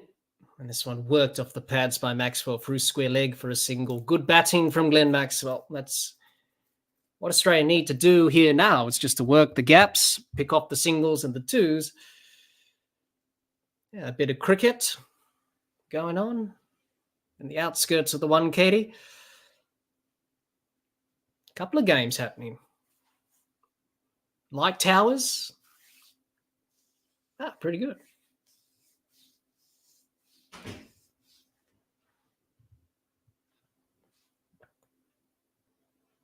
Rashid in, and this one given. He's reverse sweeped it. Stoinis, and he's missed it, and he's hit him on the pads. Is he going to review it? He has reviewed it. Marcus Stoinis reviewing that LBW decision. It goes from bad to worse for Australia, and it's been embarrassing. It's been pathetic, and it's not good enough. What were you doing, Marcus Stoinis? You played the reverse sweep because you can't pick Rashid Khan. And that's the problem with Marcus Stoinis in his career. He doesn't pick spinners well. He always goes for the sweep shot. And when in doubt as a batter, if you're not picking the spinner, you go for the sweep. And especially to Rashid Khan, you've played him at the Big Bash. You should know how to play him. Let's have a look. Just making sure if there's any glove or bat. Well, it missed the bat, it looked like, from the front on there. That's not the shot to be playing. Marcus Stoinis played with a straight bat. But it looked like it was outside the line, potentially. He did move that front foot across well outside to the off stump. So it was given out. So it has to be outside the line. If it's umpire's call, well, it's out. Australia 5 for 87. Taken a while, the ball tracking to build, of course. Let's have a look, see any bat or glove. Maybe a bit of glove, maybe a bit of bat. Let's have a look. Nope. Clearly hit him on the pad. Clear gap between the ball and the gloves and the bat. So here, clearly on the pad, you can see middle and leg stump, and Marcus Stoinis does have that front foot well across to the off stump, so it could be outside the line. We'll have to see on ball tracking, but he did get that front foot across to off stump, so that's important. Just in case you miss it when you're playing a sweep shot, is to get that front foot well outside the line of off stump. Let's have a look. No, it was in line and it's out. It's hitting the top of middle stump. It wasn't impact outside the line. Australia is 6 for 87, and I can't watch anymore, to be honest. This has been pretty embarrassing. It was an umpire's call, Gian. He didn't pick the googly. Yes, 87, John. And, well, it wasn't a run out. John says, I'm banging on about the momentum, but the team just don't get it, sadly. Well, this is pretty embarrassing, to be honest. I know Afghanistan have played well in this World Cup, but in all seriousness, Australia should have done better today, really.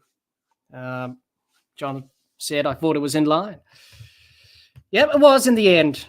And a poor shot from Marcus Stoinis, who hasn't really done much in his career, to be honest. And Australia are 6 for 87, chasing 292. And they should have really bowled Afghanistan, kept them to a low total of maybe 250, mid 250. But they're 6 for 87. I suppose everyone has a bad day. But this was always going to be the banana peel game for Australia. And well, you should be looking upset in the dugout. One of the support staff looking nervous and anxious. Well, you should be, because you played dreadful cricket. It's been pathetic. It's been poor. And credit to Afghanistan, they've played magnificently. It's not ideal having Mitchell Starc coming in at number 8. He's probably going to get out. Rashid in. This one defended by Starc to the leg side, and there's no run. Marcus Stoinis try to play the reverse sweep, not the shot to be playing. At least try and pick the googly and try and play with a straight bat, with bat and pad close together. And he didn't do that. Rashid in. And this one worked by Starc. Down to the cover boundary for a couple. And he's off the mark. And that's the end of the over. Good over from Afghanistan. Not a good over from Australia. They lost another wicket. It's 6 for 89. And tough day at the office for Australia. And really, I think they just didn't have the intensity today. Maybe they just rocked up and said, easy job against Afghanistan. And they just didn't really hit the skills. It's so frustrating. But even if Australia lose today, let's just say if Australia lose today, they've got Bangladesh next. They'll probably win against Bangladesh. They'll qualify for the semis anyway. Afghanistan, on the other hand, they've got South Africa next. If they can win against South Africa, they're probably going to be in a semi-final against India. If that happens, then you'll probably think, well, India should win that semi-final. But it would be good if Afghanistan can actually make it to the semis, but they need other results to go their way. They need New Zealand to lose against Sri Lanka. They need Pakistan to lose against England because of the net run rate situation. That's the problem. But if they bowl Australia out cheaply here, that would definitely improve the net run rate. I can't really calculate it off the top of my head, but it'll definitely move in the right direction. I don't know why you got a smile on your face, Pat Cummins. I'm not smiling. And you shouldn't be smiling. It's been pathetic. It's been poor. I'm not smiling. I don't know why you're smiling, Pat. Noor Ahmed into the attack for his first over. And this one defended to the offside by Maxwell. No run. Well, Afghanistan clear favourites to win. It's fairly obvious. This game is drabbed.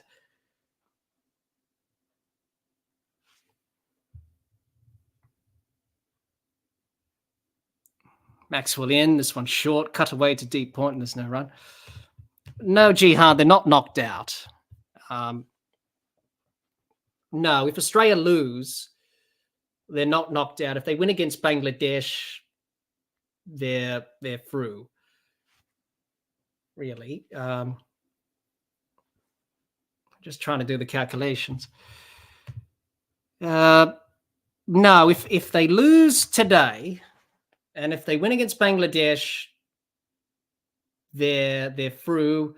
If New Zealand win, it's very confusing now. I'll have a look at the table and see what happens. The permutations. Cummins is happy. Jihan says, well, I'm not happy. I don't think he should be happy. It's been absolutely dreadful. It's been poor. It's just been pathetic, really. This one played out to long on for a single by Stark. He can bat, Mitchell Stark. He's got a test 99. All right. So if Australia lose today, they will be 5-3. Afghanistan will go into the top 4, but that will be based on net run rate. They'll be 5-3. They'll be equal with Australia. That's why perhaps Maxwell on the pads and there's no run. So, well, just trying to work out the possible situations here. John says, when they lose today, you're me. Well, as you can tell, John, it's not really been a good day, to be honest. Nor armoured in. This one defended to the offside, and there's no run. It's the end of the over. It's 6 for 91. No, John, to be honest, I'm not really happy today. Not really a good day on a personal front for me. So I'm not really in a good mood, to be honest. And really, I don't really want to do the review and the wash-up of this game, to be honest. Cricket, very frustrating. So, all right. So Afghanistan, if they win today, they're equal with Australia on 5 wins and 3 losses on 10 points, but it will come down to net run rate. Australia have a better net run rate than Afghanistan. And then New Zealand would be knocked out. And so obviously the games remain. Australia have to win the last game against Bangladesh. They win that. They go to 12 points. That will be based on net run rate. If New Zealand win, Afghanistan will be knocked out. If Pakistan win, well, they're pretty poor on the net run rate. So Australia will still make it through, you would think. Rashid in. This one defended. Now then, there's an appeal for caught and bowled. But I think it was a bunt ball there from Adil Rashid. From Rashid Khan. I think it was a bunt ball.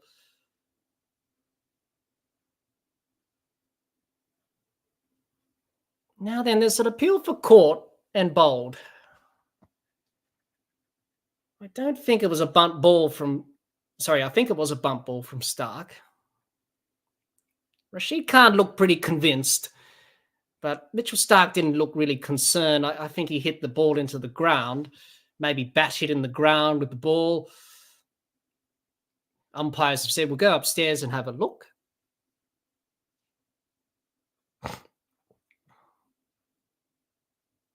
Rashid, he's already got 1 wicket off Marcus Stoinis. Let's have a look. It was came out of the back of the hand, so a leg spinner, I think. Yeah, that hit into it hit his foot, but it hit the ground.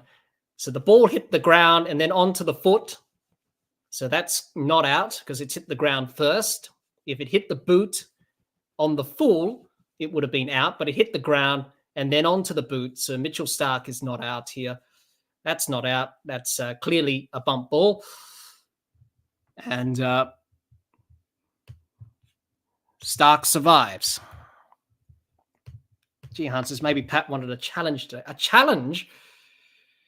I don't think he had this in mind. 6 down for 91, chasing 292. What do you think's going to happen, Pat?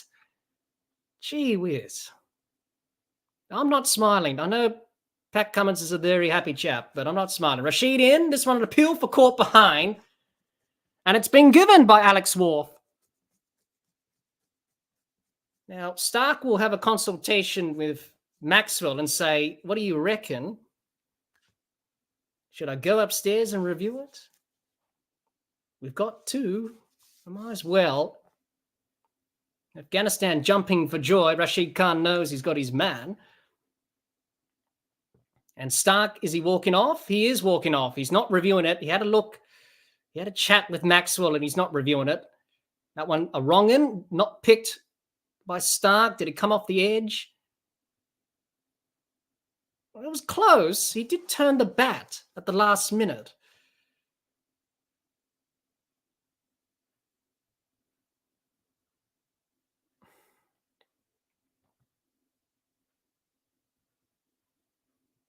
He's walking off Stark, but if it's not out, well, he's going to have egg on his face because he didn't review it. If he didn't hit it, but he's walked off with the assumption that I probably did get a bit of bat on that, and he's got to go.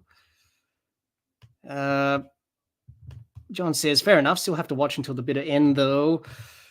Finch says, Australia will win because Maxwell isn't out. Jihad, well, I don't know how they're going to do it now because they're 7 down for 91, and it's frustrating. And it is embarrassing, really. I fought Australia losing to Zimbabwe last summer, and in 2014 was pretty embarrassing, but this has to take the cake. This is pretty dreadful. I don't know. Just the mindset today from Australia. Look, just not really on it. I thought they had a good chance to. Well, Afghanistan were quiet in the middle overs. They did well to restrict them in the middle overs. And then towards the end, they just lost the plot. Well, can you score a century, Pat Cummins? Or are you just going to get out for a duck and walk off and then say after the game, it was a pretty poor performance? Well, you know what's going to happen, Pat. It doesn't take a genius to work out what's going to happen next morning when we all wake up. The media, everyone will be saying an embarrassment. Everyone will be saying dreadful, pathetic, insipid performance, if I can use that word. Rashid is in. Cummins defends the offside. There's no run. Gian says, must have hit it. I think he wasn't sure if the catch was taken. Well, let's have a look on Ultra. Oh, you got to be kidding me, Mitchell Stark. You didn't hit it. He didn't hit it. He missed it. He turned the bat at the last moment. I knew he didn't hit that. He turned the bat face and it missed the edge. As the ball was going past the bat, he turned the bat inwards and it completely missed the outside edge of the face of the bat. It didn't happen. He didn't hit it. I knew that will happen, and it did. Well, when it's going bad, it's going bad. This one down the leg side, and it's 4 from Pat Cummins. Gets a tickle on that, and it's 4. Oh, for crying out loud, Mitchell Stark. You should have reviewed that. You were unsure. It's the end of the over. It's 7 for 95. I knew that was going to happen. I just knew that was going to happen. I knew he missed that. Because when you see on the replay, he turned the bat face as the ball was going past. And he got inside the line of the ball and he missed it. He didn't hit it. Gian says, sack the ODI captain. Well, I think after this World Cup, I think it's time that we look at a new captain a little bit. I think it's time to go to Travis Head or Mitchell Marsh. John says, perfect. Gian says, like David Warner against Pakistan in the semi-final of the T20 World Cup, yes. Noor Ahmed's in. This one worked out to point by Maxwell for a single. Australia's 7 for 96. Well, for Australia, it's all about mitigation here. Look, if they win, that's great from this position. But it's all about just trying to bat out the 50 overs and improve the net run rate. Make sure that doesn't take a little bit of a hit here. Switch on, Australia. Think about the net run rate now. Ahmed in. This one full defenders the offside by Cummins, and there's no run. So Australia, that game against Bangladesh, Australia have to win that. John says it's time to sweep away the coaching staff. Well, we can always blame the coaches, John. That's I always hate that when we just say, "Oh, blame it on the coaches," and that. I think that's a very lame sort of excuse, just to say, "I'll blame the coaches." They may have a little part to play in that, but it's the players at the end of the day, John. You can't just blame it on the coach all the time. I think it's just an easy get out sort of excuse. Oh, we'll just blame the coach and get rid of the coach. It's not the coach's fault. It's the players. He's not going out there and playing the game. You know, it's the players' fault. It's them who have to execute the skills, not the coach. The coach is not there playing the game. He's there to advise and to give advice. Yes, maybe, you know, but everyone just said in all sports, oh, let's just get rid of the coach because they're no good. Get rid of that and it'll solve our problems. It doesn't work half the time anyway if you get rid of a coach, and it doesn't really work all the time. So I think it's just a lame excuse just to say, oh, let's just blame the coach. It's the players at the end of the day that need to take the responsibility and say, yeah, we weren't good enough and we need to be better. And Australia haven't been good enough today. They've been absolutely pathetic and it's been shambolic. It's been insipid. Ahmed in, this one cut away by Maxwell, and it'll be a single. Gian says, in that situation, I don't understand why they asked the non-striker. Surely you'll know better. Yes, you would. Well, you know if you hit it or not. And Stark didn't know. And he did know that he wasn't, that he didn't hit it. And he didn't hit it.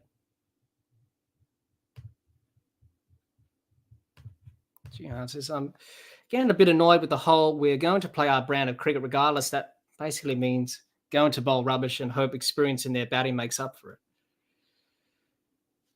Yeah, Gian says, same thing in the Ashes. Well, it is frustrating. It's just common sense when it comes to run chasers and batting in one-day cricket. Maxwell's top-edged and it's fallen safe. It's dropped anyway. Good effort from the fielder.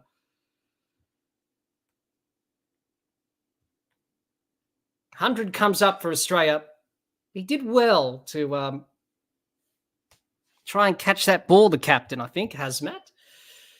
Maxwell tried to go for the big slog on the leg side and, yeah, just falling short. Just out of reach. Maybe got a hand on it, but good effort, though. John says, I'll get back to that. Rashid in. This one traps Maxwell on the pads as an appeal for LBW, but clearly going down the leg side. John says, have to disagree. I don't assign blame recklessly, but the fish rots from the head. The coaches selectors set the tone, the mindset more than ever now. Yeah, well, it's all right if you don't agree with me, John. I don't expect you to agree with me. It's just the way I see it.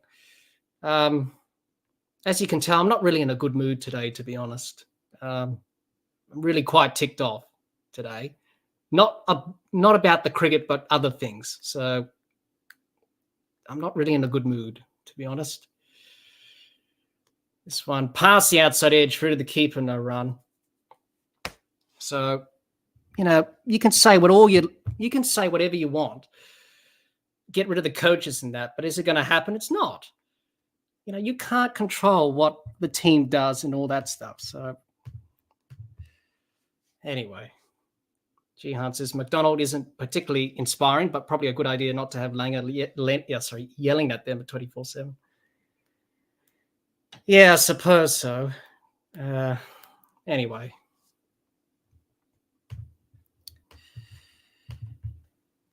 Australia, 7 for 100, Rashid in.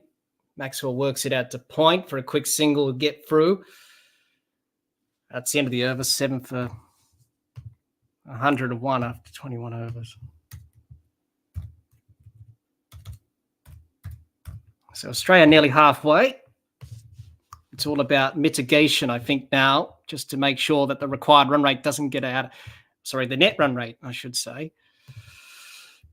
Making sure that doesn't take a hit.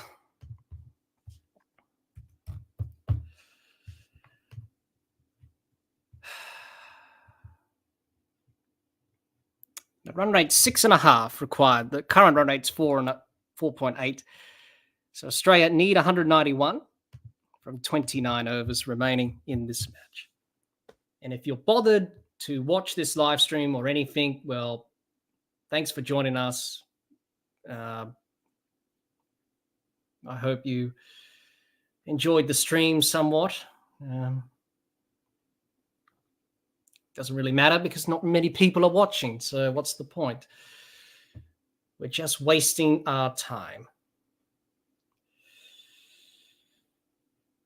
Ahmed in. This one traps Maxwell on the pads. It's an appeal for LBW and given. Maxwell is gone. He's reviewed it, has he? Was it outside leg? He has reviewed it, so probably outside leg.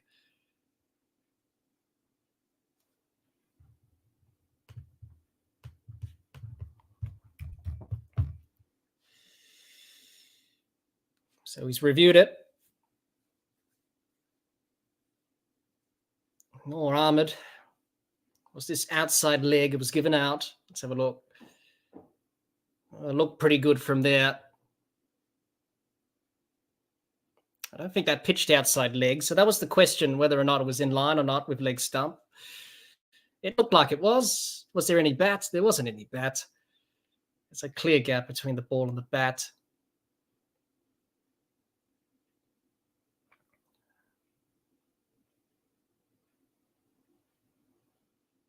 Was it outside leg? It wasn't. No. It's missing. Oh, good review. Oh, missing the middle stump. Excellent from Glenn Maxwell. He was walking off. He thought it was gone, but in the end, it's...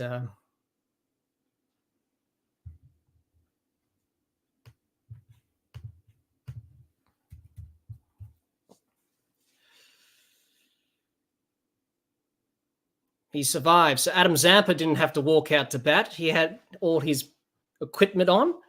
He thought he had to go out there, but it was missing the middle stump. So Maxwell survived. So as long as Glenn Maxwell's there, Australia have hope because he's the one who can get the job done. And we've seen funny things in cricket where someone plays an innings like that, where the team is out of it, but then you come back into it. It's just a funny game, cricket. Noor Ahmed in. This one swept down the leg side, beat slip. Is he going to race away for 4? It is. Handy boundary for Maxwell and for Australia. It's going to be wides. 5 of them. That's a bonus. Hunts, I thought they got their batting right finally against England, but they're just not lost at the moment. No idea how to pace an innings. Hunts says missing. It was. Hunts says someone put a trampoline under the pitch. Looked out to me.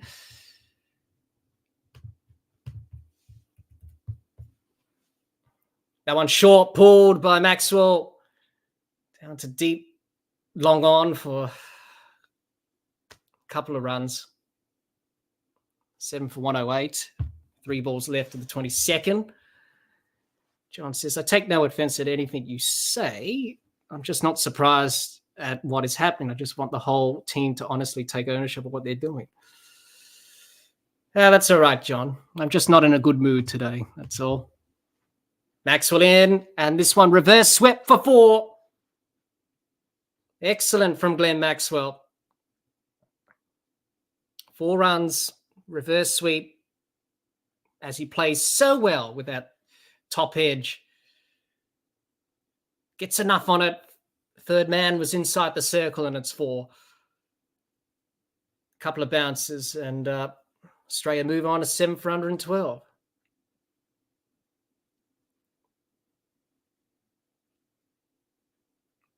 Ahmed in the air, dropped. Oh, a very simple catch, and he's dropped it. Oh, Mujib Rahman. Glenn Maxwell hit it straight to him at fine leg, and he put it down, an absolute sitter. Well, he's dropped one of those catches in this tournament against Pakistan, I think it was, Mujib. A similar catch to that one with Glenn Maxwell. Yeah, just he got there, threw his hands, and he took the catch. He did, but then he dropped it. Answers, I have to say, ball tracking has been really dodgy this World Cup. More Ahmed in. This one worked off the pads by Maxwell through square leg for 4. Sorry, for a single. End of the over, 7 for 113. 22 overs completed. So nearly halfway. Australia on track to... well, as long as Glenn Maxwell's there, they've got hope, at least. Nearly halfway, 7 for 113, chasing 292. Required run rate of 6.39. So the run rate's not an issue. What we've seen from the batting today has just been poor shot selection. And it's been batters not willing to apply themselves, which has been the main problem. G. Hunt says, riding his luck. You need a bit of luck, to be honest.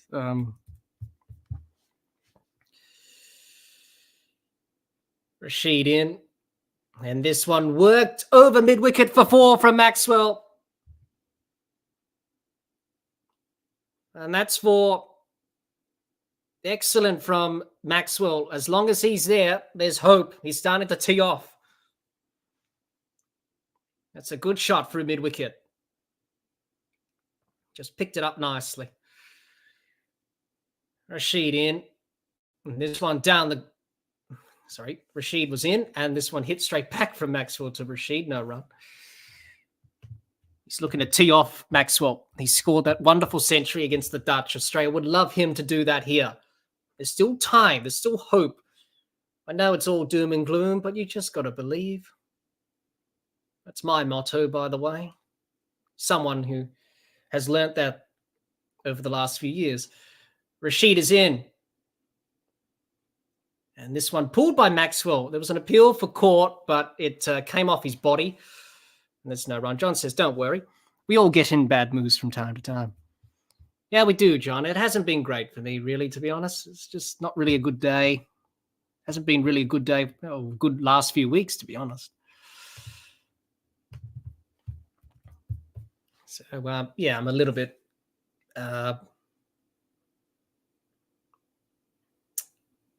in a bad mood, as we say. Rashid in. I want a single to the offside by Maxwell. But I suppose it's all right. It's all right not to feel good all the time.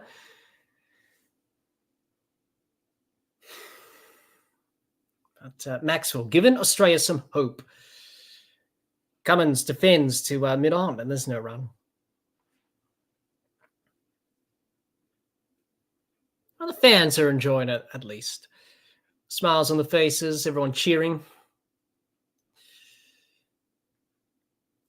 Cummins in. This one forward defended. No run. It's the end of the 23rd. 7 for 118. Well, Australia, the comparison, they're ahead of Afghanistan at this stage. The only problem is the wickets. But Pat Cummins can bat. He can provide some good, stable batting here. And he can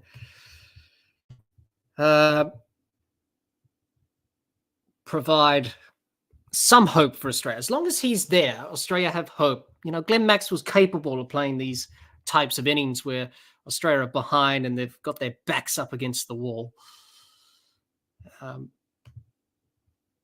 you've got to have hope and optimism, which is the main thing, as Ahmed is in. And this one pulled away through mid-wicket for 4 from Maxwell. Outstanding shot from Glenn Maxwell. 4 runs and Australia, but just starting to believe little by little. It's a good shot from Maxwell with that outside off stump through mid-wicket. And just rolled the wrists nicely on that.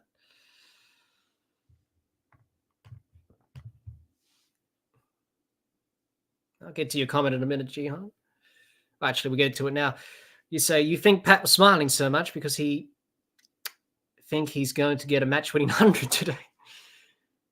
Well, he can bat, Pat. He can apply himself. He's got a Test 50 against India, which was against India at the MCG in 2018-19. He got 60-odd. He can bat, Pat Cummins. You know, he can hold the willow, that's for sure. Ahmed in. And this one worked to deep mid-wicket. Single for Maxwell. And we saw that in the Ashes, didn't we, Jihan? We saw that with him and Nathan Lyon at Edgbaston, and what a game that was. An outstanding run chase. So Australia will believe. And I suppose when you win games like this, you come from nowhere and you win, can often be a good thing. Ahmed is in. This one defended to the offside by Cummins for no run.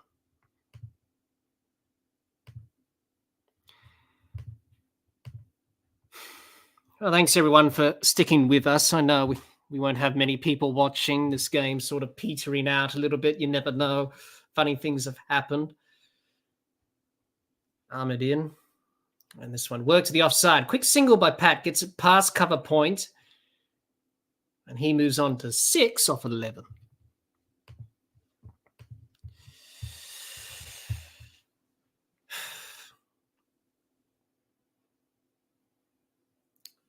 Good to see many different nationalities in the crowd. Many people from other parts of the world watching cricket. That's fantastic. Cricket, a multicultural sport where everyone can play around the world.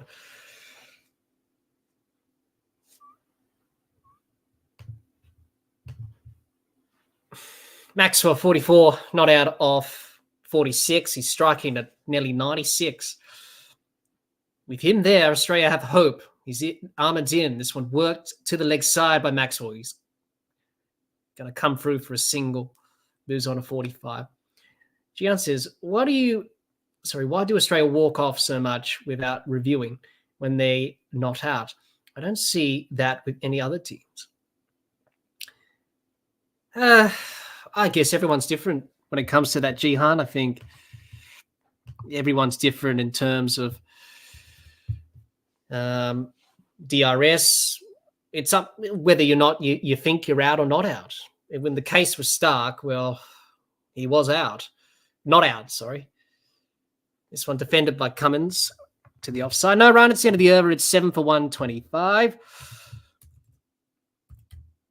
Australia nearly halfway. They need 292. Jihan says, remember when Warner asked Bailey, shall I review? And Bailey said, go for it. And Warner thought he meant go from the ground. I do remember that, I think. Yeah.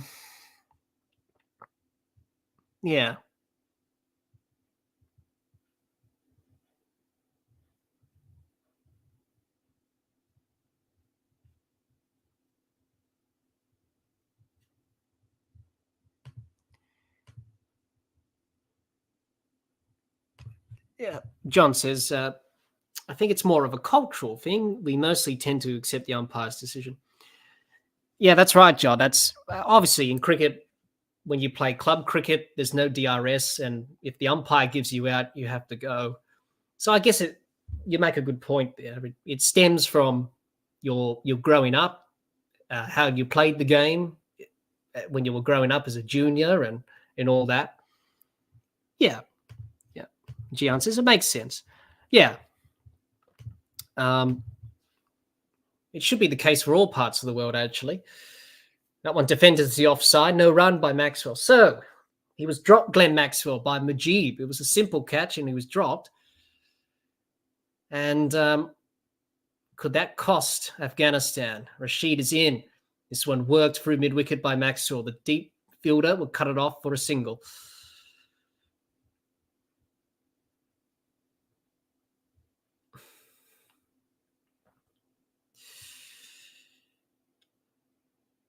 Australia, we all know Australia are fighters. They don't give up. And they've turned things around in this tournament, obviously, to come back the way they've done. This one beats Cummins outside his outside edge, through to the keeper, no run by Rashid. But Glenn Maxwell out there, there's still hope. And if Australia get to 200, needing 90-odd runs, game on. Rashid is in. And this one defended nicely by Cummins. Back to Rashid, no run. Gian says if they restricted them to 250, would have still been in it. Yeah, that's the thing.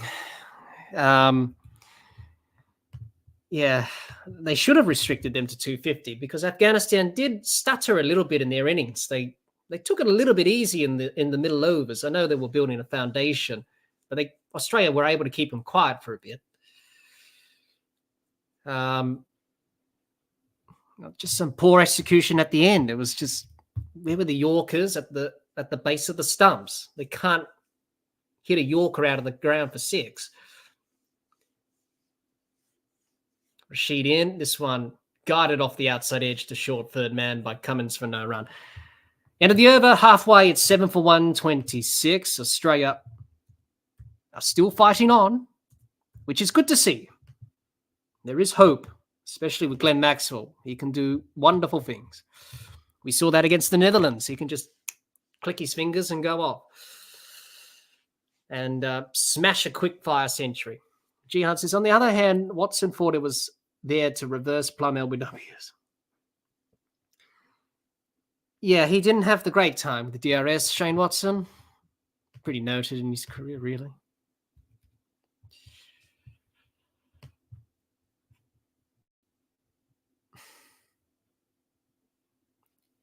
So 166 required off the last 25 overs for Australia. And you would think in a T20 match that's achievable. There's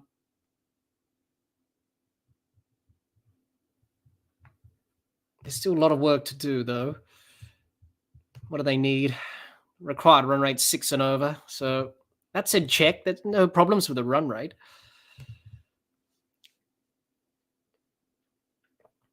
Nor Ahmed in. This one smashed by Maxwell to cover, and there's no run. Hit it straight to him. Excuse me. But Australia are ahead of Afghanistan at this stage by 4 runs. It's just the wickets that were a concern. But they've done well just to keep ahead and, take it ball by ball. That's what you need to do.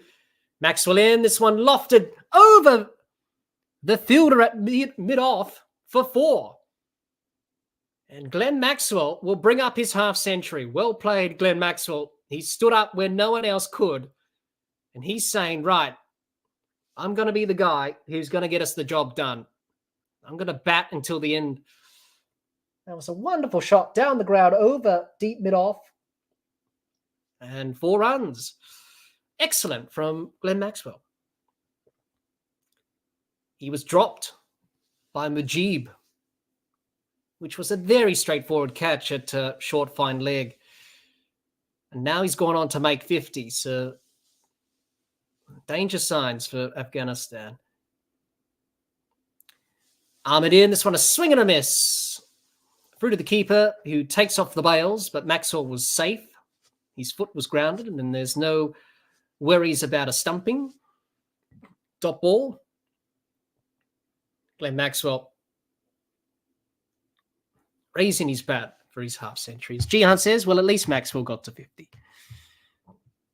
He did. This one worked by Maxwell to deep square leg for a single.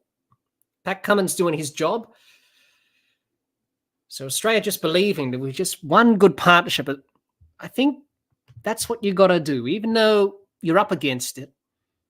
And we tend to think like that, get a little bit negative and think, well, it's all doom and gloom. But at the end of the day, I suppose you got to look at the positives. Ahmed in. This one down the leg side.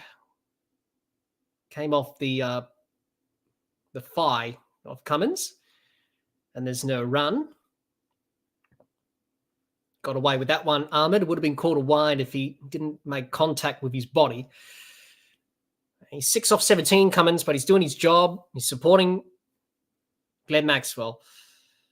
Ahmed in. This one an inside edge that trickles out to short fine leg for a dot ball. It's the end of the over. It's 7 for 131. 26 overs done.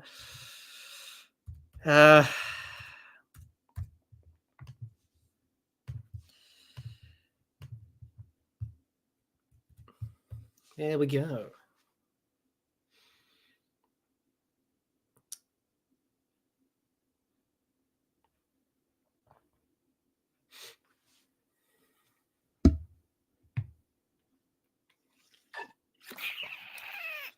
Australia 7 for 131.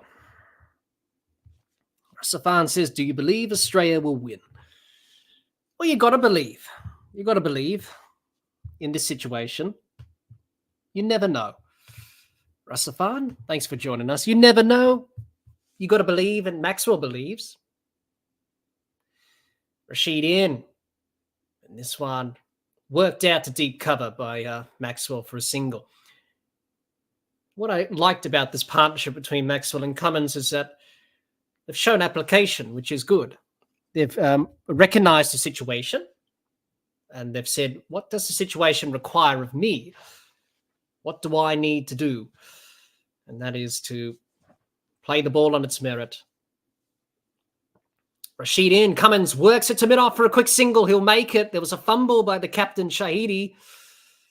And they'll scamper through for a quick single. Good running, Rasafan says, but this is true. Australia will not win this match. Max will play well. Yeah, it comes to belief. You just got to believe. And stranger things have happened, as John says. And they have. Funny things have happened in this game. This one cut away through backward point. Won't be 4. Fielder does well in the deep to cut it off for 2. That's right, John. You know, stranger things have happened. You know, I've seen very weird things happen in a game of cricket. What about the first test of the Ashes?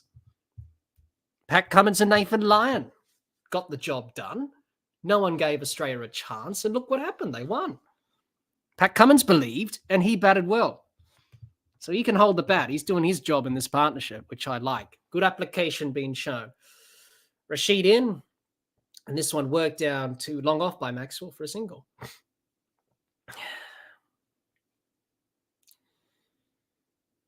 Seven for 136. Getting mixed up here. Target 292. Afghanistan will know that the game is not done yet. And pressure does weird things in a game of cricket. Rashid in. And this one defended off the pads by Cummins to the leg side. No run. Rashid Khan, a very good bowler. As we know, plays in the IPL, plays in the Big Bash for the Strikers. He's played for a lot of years, and he's done pretty well as a leg spinner. Rashid in. And this one, an outside edge. He'll go to the boundary for 4. Missed by Nabi at first slip. And 4 runs. No, it's byes, actually. So it missed everything. Missed the bat. I thought it was an outside edge, but it wasn't. They'll take the 4 byes, Australia. Handy. Bit of luck going Australia's way. It's the end of the over, 7 for 140. Yeah, missed everything. Just missed the keeper, missed Nabi at first slip. I thought Cummins got an edge on that, but he didn't. Went to the boundary for 4. Rasafan says Afghanistan will win this match.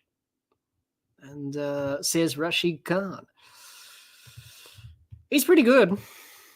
Rash, and I've seen him bowl live, and my word, he does bowl his leg spinners quite fast.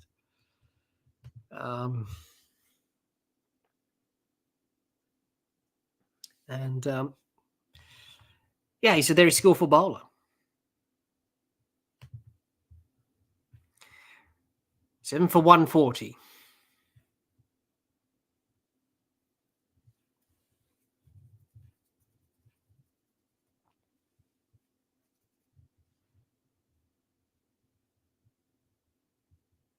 So Australia need 152 of 23 overs. So in a T20 match, you would think that's should be achievable. Drinks have been taken here at the Wankhede Stadium with Australia 7 for 140.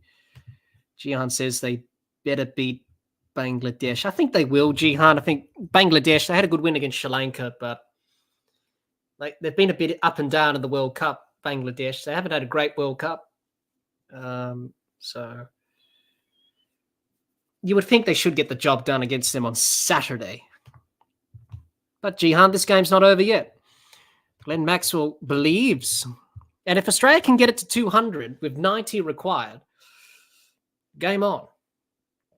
Rasafan says, last dependent on Maxwell. We're certainly playing a good knock here. It's good to see that from Glenn Maxwell. Nearly a runner ball 50, 55 or 56. He's striking at nearly 100, which is good. And Pat Cummins is doing his job. He's staying in. He's toughing it out. He's giving it to Glenn. He's saying, right, over to you, mate. I can get a few singles. Good partnership batting. And I think, what is this partnership at the moment? The partnership at the moment is, let's have a look to see the partnership that these two have put on for the 8th wicket. There's no sign of dew by any means. I don't think there's any dew at the moment. There's partnership 49 between Maxwell and Cummins. And it's been a good partnership, really good partnership. The pitch is not a difficult surface by any means. It's been quite flat, but it's just been Australia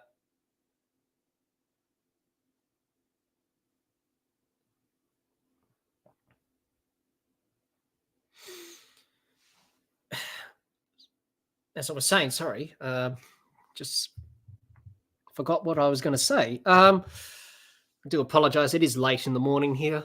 Lack of sleep does funny things. Yeah, the partnership pretty good. 49.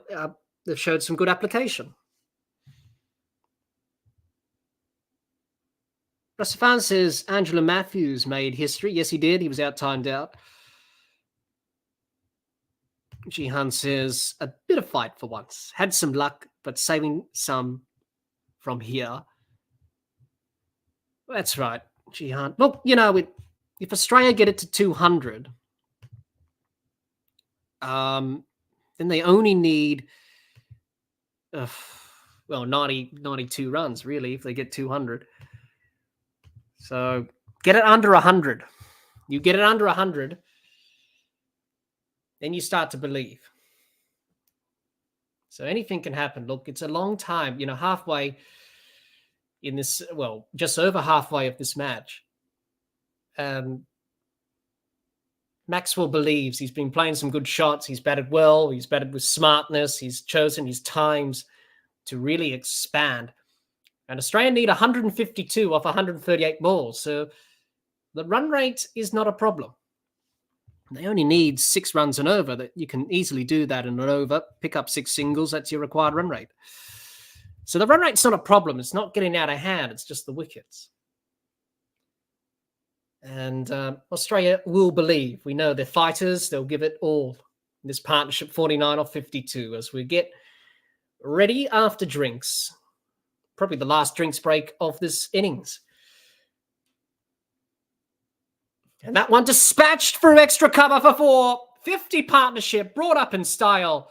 And Glenn Maxwell dispatches Rashid Khan through extra cover for 4.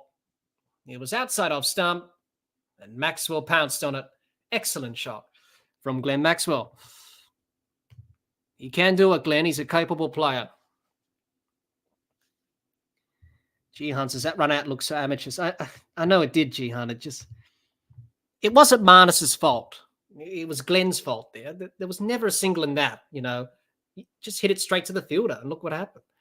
This one worked off the pads by Maxwell through square leg for a single. Sorry, it wasn't Rashid Khan bowling. It was Mujeeb. He was bowling. My mistake. I do apologise. It is early hours of the morning here, so I am getting things a little bit muddled up, but that's all right.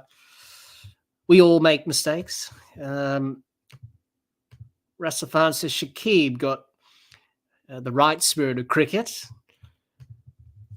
Mujeeb in. And this one defended to a mid-wicket by by Cummins for no run. John says Gabe will be losing his mind. Conspiracy. Well, I'm sure Gabe will be keeping track of the score, John. He did say Australia. Obviously, he's going for Australia because the West Indies are not in this tournament, obviously. But Mujeeb, he dropped Glenn Maxwell.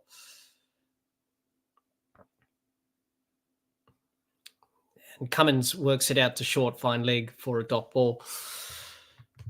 Jihan says, even the throw just lobbed really slowly, but was still enough to get the run out. Yeah, it was. It bounced well to him. You know, it was a good bounce to the fielder, and he picked it up nicely and just lobbed it. Underarm, really. Mujeeb in. This one defended by Cummins to the leg side. There's no run.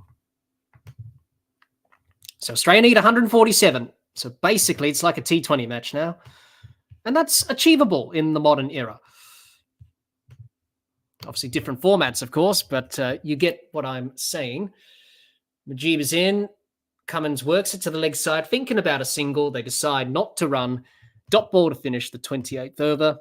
It's 7 for 145. That's good from these two. Good application, as I mentioned. Rasafan says Australia loses Afghanistan. Afghanistan will make history. They've already made history in this World Cup. They've won 4 games, and they've qualified for the Champions Trophy for the first time.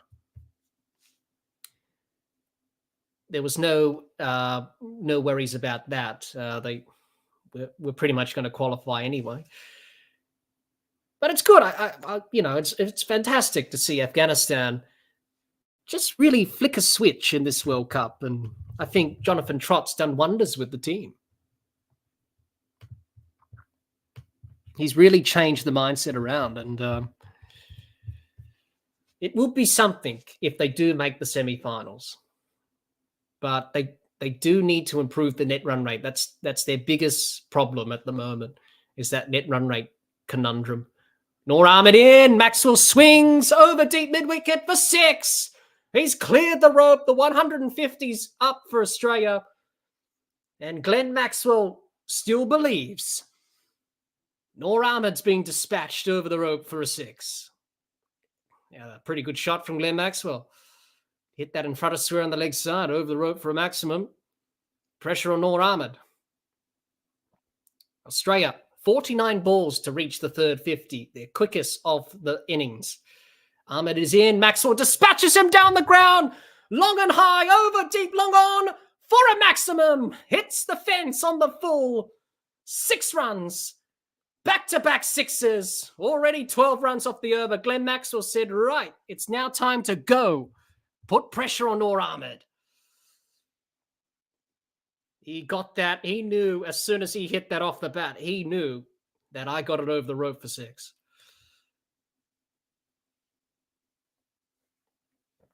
And he cleared it by miles. Ahmed in to Maxwell. And this one worked to cover for a single. Good fielding by the fielder at cover. Hazmat, the captain, prevents the boundary. Gian says Netherlands are ahead of Australia on taking catches. Yeah, the Netherlands have been pretty good in their catch and efficiency in this World Cup, 80-odd%. They're pretty good in the field, the Netherlands. Rasafans thinks Afghanistan will be in the semis. Noor Ahmed in. This one defended to Noor Ahmed from Cummins for no run. Rasafan says Afghanistan, third best team in the World Cup.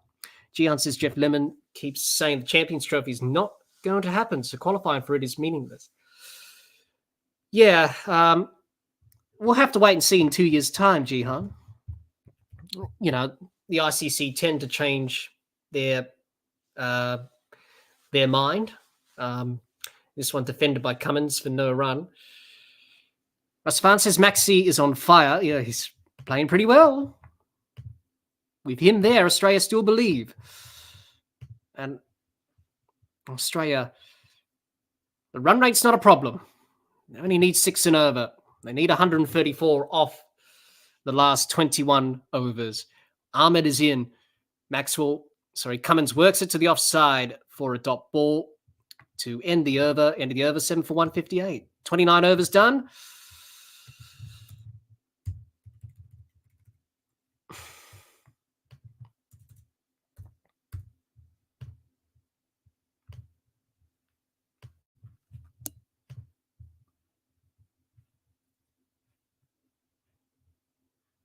Glenn Maxwell, 73 off 61. Cummins, 7 off 28. Australia are 7 for 158, chasing 292 after Afghanistan. What am I saying? after they made 5 for 291 from their 50 overs. Australia are ahead of the worm on the comparison. They've just nudged ahead at this point. And this is where Afghanistan was still building their innings and consolidating. That come back to haunt them. We'll have to wait and see. Jihan says, is there any value in protecting the net run rate today? You got to think about that, Jihan. You got to think about these little things. Net run rate is important. But Australia are going to go for the win. Go for the win. And that's something that you have to try and do as a cricket team. Outside edge, will it race away to the boundary for 4? It will. It beats the keeper for 4. The boundaries are starting to flow. I think that missed everything. No, it didn't. It got the outside edge from Maxwell for 4. Luck is on his side. Mujeeb dropped him at short fine leg, and now he has to bowl to him. Yes, it was an outside edge. The keeper went the wrong way. He went down the leg side. But in the end, got the outside edge. It went to the offside.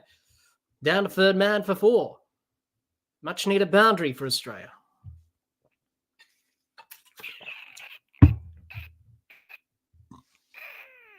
Mujeeb in. This one defended to cover by Maxwell, no run. Well, I've seen Glenn Maxwell do wonderful things in his career. We've all seen that. He's capable. And if he does well today in this innings, it will be his best innings by a long way. This one worked to the leg side, to deep square leg for a couple of runs. Good running from Maxwell. He wanted 2. Cummins said, yep, I'll come back for the second, Maxi. Couple of runs. Australia need 128 off 20 overs. So we're getting into the T20 territory, basically off 120 balls, which you would think with T20 cricket these days is achievable. Run rate, not a problem for Australia. Mujeeb is in. This one worked to the leg side by Maxwell to deep to deep long on for a couple of runs. They'll come back for 2. Good running again. Cummins dives, but he's home. 2 runs onto the total. 7 for 166.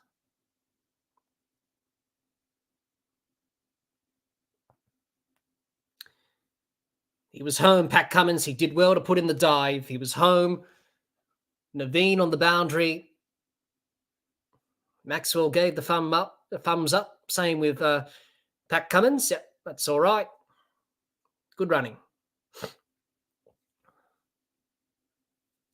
Jihan says, this is why we need Maxwell in against the spinners. His technique is good. It is. He's proactive. And, he can play spin really well. Glenn. Mujeeb in. This one dragged down. Not timed by Maxwell. He gets it to deep long on for a single. He'll come back for 2. He will. Good running again. Couple of runs. It's been good from Maxwell. It's been good from Cummins in this partnership. Pat Cummins has only added 7 of 28 in this partnership. It's all been Glenn Maxwell. Well, Australia are ahead on the comparison. Maxwell in, just want a quick single to the offside. He's home. There was a direct hit, but he's home. He's safe. That's the end of the 30th over. 20 remaining. It's 7 for 169. And Australia are right on target to get the runs they believe, and that's important. 20 overs remaining. This game ain't done. I think many people would have switched off by now, but it ain't done. As the old saying goes, it ain't over till it's over. Well, thanks everyone for joining us. I know it's a bit late in some parts of Australia, but I hope everyone's enjoying the cricket. Hopefully we can bring some comfort to you today. Hoping to put a smile on your face. Talking about cricket. Jihan says, till the fat lady sings. That's right, Jihan. The old saying goes. And it's not over. 20 overs left. Australia, they get to 200. 92 runs required. Game on. A discussion. Rashid Khan talking to Noor Ahmed, Mohammad Nabi, having a bit of a meeting. John says, if they're sweating on net run rate, they are not focused on what's in front. I'm sure in the box is all over it. Worst thing they can do is send messages in the two in the middle. That's right, John. You just not got to think about that. Just think about winning the game or getting the runs. That's right. Net run rate will sort itself out. And Australia's net run rate's pretty good anyway. They've improved that after the first two games. So Australia just needs 6 and over, 123 off 20. This game has come alive all of a sudden. Everyone on the edge of their seat at the Wankhede Stadium.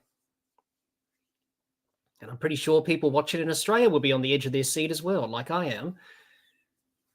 But this is what you want to see. You want to see good application, good fights. And that's what I've enjoyed in this partnership between Maxwell and Cummins. They've set an example for the rest of the others in the batting lineup. This is not a difficult pitch. You've just made the poor decisions.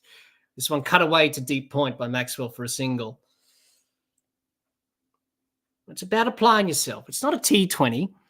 It's 50 overs. Whereas back in the old days, it used to be 60 overs. And imagine that, if we had 60 overs in one-day cricket these days, it would have been a lot different. Would have been probably scores over 500.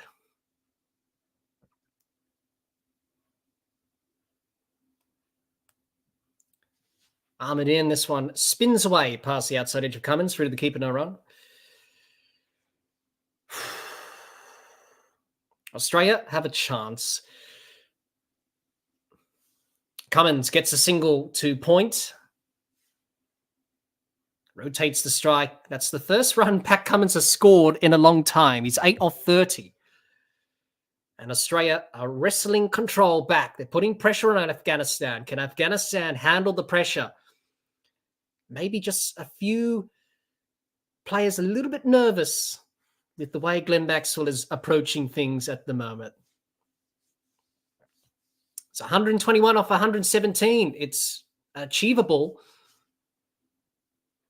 Ahmed in. This one cut by Maxwell to deep point for a single. So it is achievable. Absolutely it is achievable. Australian supporters in the crowd believing, crossing their fingers,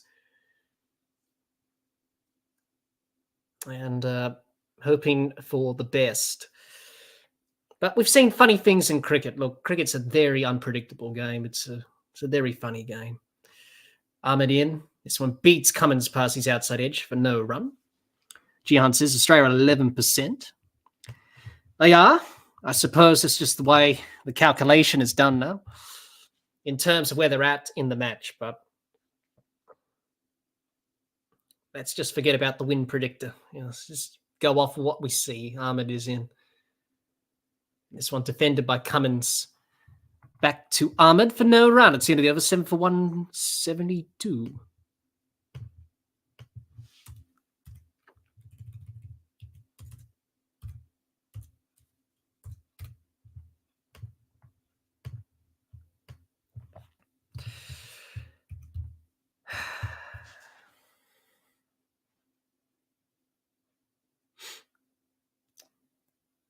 Seven for 172. Australia, 31 overs done.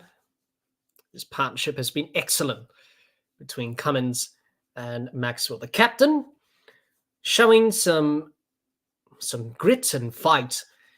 And this pitch is still pretty good. There's no problems in the pitch. It looks pretty good to me from watching afar. Mujeeb, they're going to keep mentioning the drop catch off Maxwell. That was a turning point. And it could be a turning point in this match. Mujeeb is in. This one swept by Maxwell, came off the leg.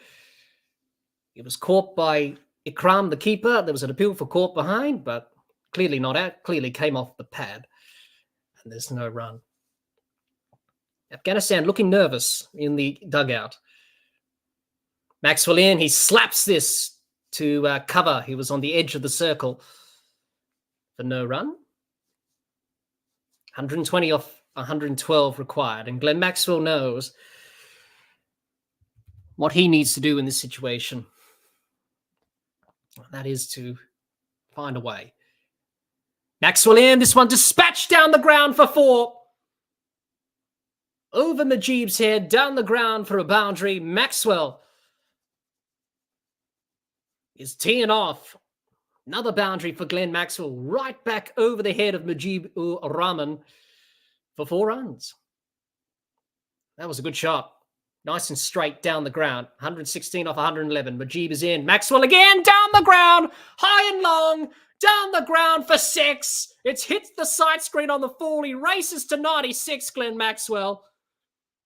Australia are starting to get back into this. It's not over yet.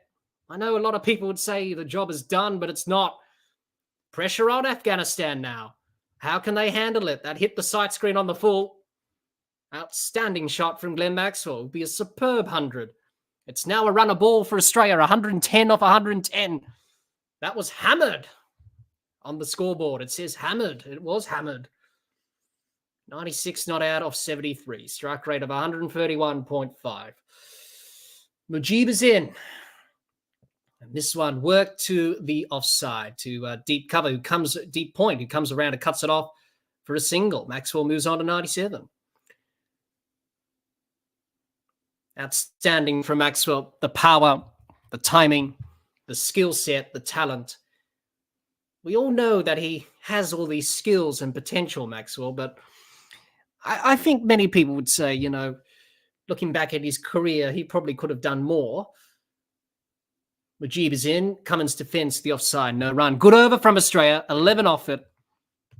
Mujeeb going for plenty. None for 50 from his 8. It's the end of the over. 7 for 183. 32 overs done. Oh, Mujeeb. He'll be counting every run because he dropped Glenn Maxwell at short fine leg. And this is getting out of hand now for Afghanistan. Australia have dragged themselves back from oblivion. I told you cricket's a funny game. Not over till it's over. My word. Some excellent striking from Glenn Maxwell. He's hit 36 sixes in this World Cup. The most in World Cup cricket, He's hit 36 sixes. Obviously, no surprise. Universe boss Chris Gale's on top of the list with 49. Noor Ahmed, he's gone the journey as well. It hasn't spun this pitch. The spinners haven't been effective for Afghanistan. They've gone for plenty. Maxwell in, this one cut away out to deep cover, who fumbles. They'll come back for 2 on the misfield. They will. 99 for Maxwell now. 1 run away from what will be an amazing century. Jihan says, looks like he's over his concussion. Well, he is, Jihan, because he's batting pretty well. Maybe it's like Alex Carey, who fell in the pool in Karachi. And then all of a sudden, things happen. He works it to the offside, to deep cover for a single. It will bring up a fantastic century from Glenn Maxwell. 100 off 76, his second century in this World Cup. He scored an amazing century against the Netherlands and Delhi.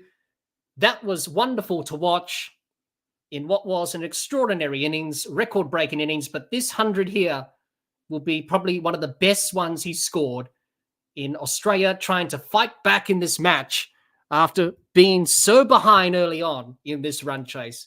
I think he'll rate this one well above the others he's scored in one-day cricket. I remember the century, his first one he scored in one-day cricket was against Sri Lanka at the SCG in 2015. That was pretty good. But I think this one out of the 4, I think this one takes probably the cake. This one wide outside of stump. Playing a miss by Cummins. Through to the keeper, no run. Outstanding from Glenn Maxwell. He's covered in sweat. He's tired, but he's ploughing on. That's what you want to see. Commitment. Noor Ahmed in. This one a swing and a miss by Cummins. Passes outside edge, no run. Jihan says he needs to get 160, 170 to win. Well, he's capable of doing that, Jihan. Run's not a problem for Australia. It's pretty much a run a ball at this stage. Ahmed is in. This one past the outside edge again of Cummins, and there's no run. 1 ball left of the 33rd. It's 106 of 103 required. It's a runner ball. Pat Cummins is not scoring runs, but he's doing his job. He's only scored one single in the last few overs. He's 8 off 36. Maxwell has done all the business. Ahmed is in. This one left by Cummins outside his off stump. No run. Good from Cummins. Good from Maxwell. Superb 100. Ahmed going for plenty. Australia end the 33rd over. Another over down. They've scored a lot of runs. 7 for 186.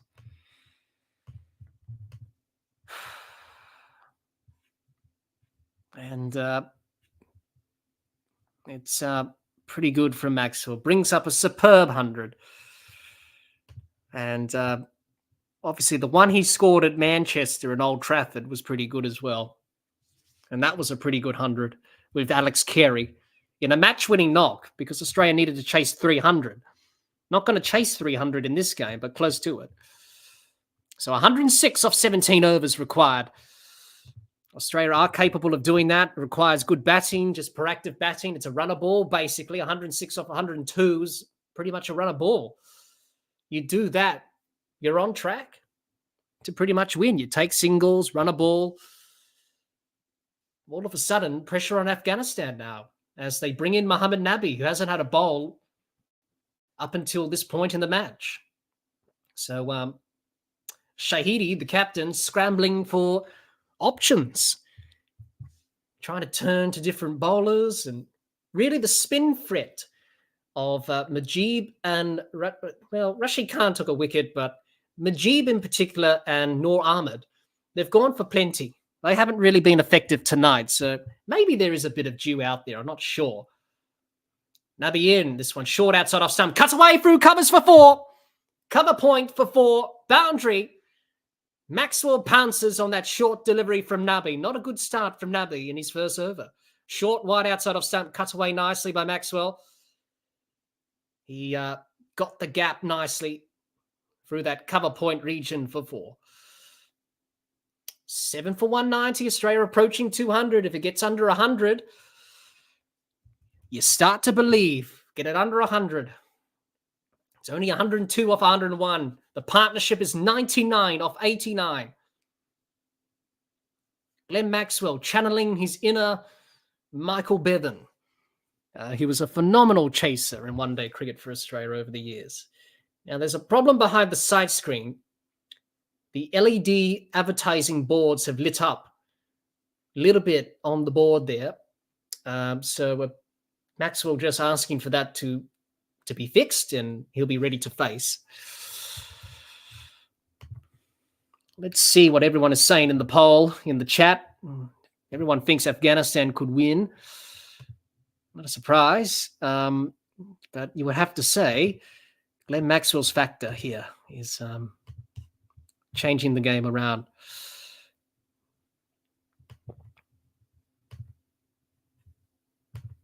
But you would think now Australia are on track. He's played some good shots, Glenn Maxwell, in this innings. And if he does score this 100, well, he has scored the century, but I think he will rate this one probably in his best, potentially. Nabi in, Maxwell in, slaps it through, covers for 4 again. Through to the cover boundary for 4 again. Maxwell is on a mission. The crowd look anxious and nervous. The 100 partnership is up. And all of a sudden, the pressure is back on Afghanistan. Short and wide outside of stump again from Nabi, and Maxwell just slaps it through that cover point region again for 4. A carbon copy of the first delivery. Back-to-back boundaries for Maxwell. He's going off now. It's under 100. 98 required. 103 for the partnership of 90. Nabi is in. Maxwell works it to the leg side for no run. John says, how convenient that little glitch is. It was a little bit inconvenient there, John, but they fixed it now, so problems resolved. Technology issues. Or maybe you're suggesting other things, John, which I don't want to get involved in. Nabi in, this one off the pads from Maxwell, but there's no run.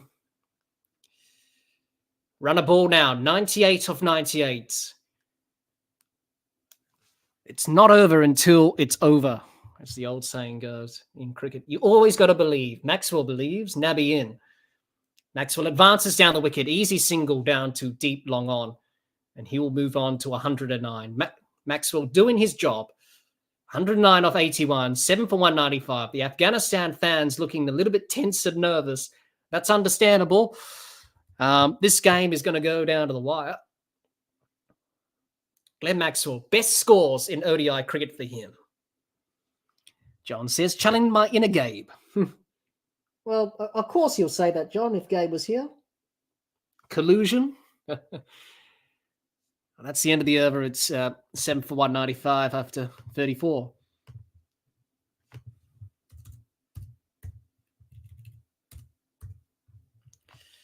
Oh, it's been a lone hand from Glenn Maxwell, but he's had excellent support from Pat Cummins. He hasn't really scored much in the partnership. He's only added 8. But it doesn't matter. He's doing his job. This is what you want to see. You want to see the fight application. You want to see Australia get tested, and they have been tested tonight. Now, that's the beauty of one-day cricket. The ebbs and flows of this game. 50 overs is a long time. And Afghanistan, all of a sudden, are on the back foot. Glenn Maxwell getting some treatment on his back, maybe a little bit of a cramp. He's batted for a long time. He's batted for 81 balls. Just a little bit of treatment there from Glenn. The physio working overtime, stretching his legs and calves, hamstring.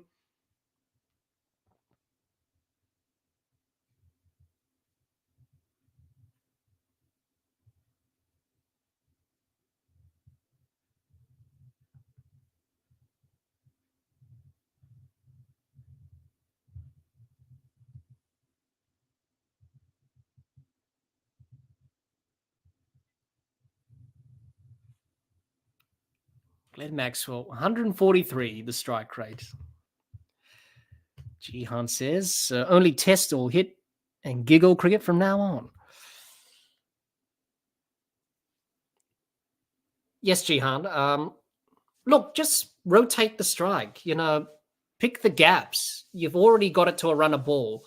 Australia are miles ahead of Afghanistan at this stage after 34 overs. Afghanistan are 2 for 159. Australia are 7 for 195. So the wickets, a little bit too much there from Australia, but the runs, more importantly, they're ahead. Afghanistan did stumble in the middle overs. They did stagnate a little bit, if I can use that word.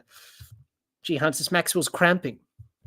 Yeah, but he's got to go through that, and he is. He's going to be channeling his inner fight, and just to get through that pain, really. But Pat Cummins has got to help him out. Pat Cummins has got to look to tick over the strike if he can, pick up a single. Just help Glenn out a bit. But he's done well, Pat Cummins. And, he knows what's required. He believes. And that's what I said before. You just got to believe. You got to have faith. You got to back yourself to do it. Maxwell can do that.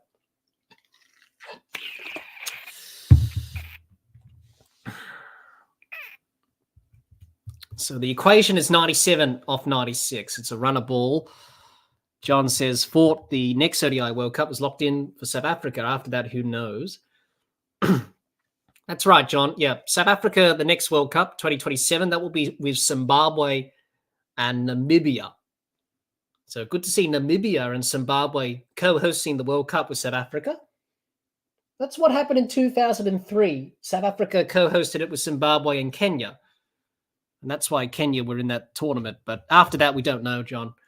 Naveen Al-Haq is back into the attack. To Maxwell, who defends to mid-on. There's no run. He's brought back the pace after the spinners have gone for runs. So a change in the bowling from from Hashmatullah Shahidi, the captain. Is it a little bit too late? Maybe. Could be. So he's gone back to his pacer.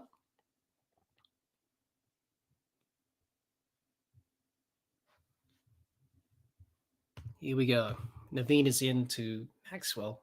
This one short, pulled by Maxwell. Down to fine leg for 4. Will it? No. Good fielding. Really good fielding. from Grubaz to keep it to a single. Thought for a moment there was going to go to the boundary for 4. Jihan says, yeah, if you listen to Gideon Haigh, that one is also planned for India to win, and they'll retire ODI cricket completely. Well, the next World Cup after South Africa is back in India with Bangladesh in 2031. So the next World Cup after South Africa will be certain, I think, because I think India hosted again with Bangladesh. I have to check. Naveen in, this one full outside off stump, driven by Cummins to deep point for a single, and Pat Cummins picks up his first run. I can't remember the last single he scored last over, but it's been a while. It's been all Glenn Maxwell.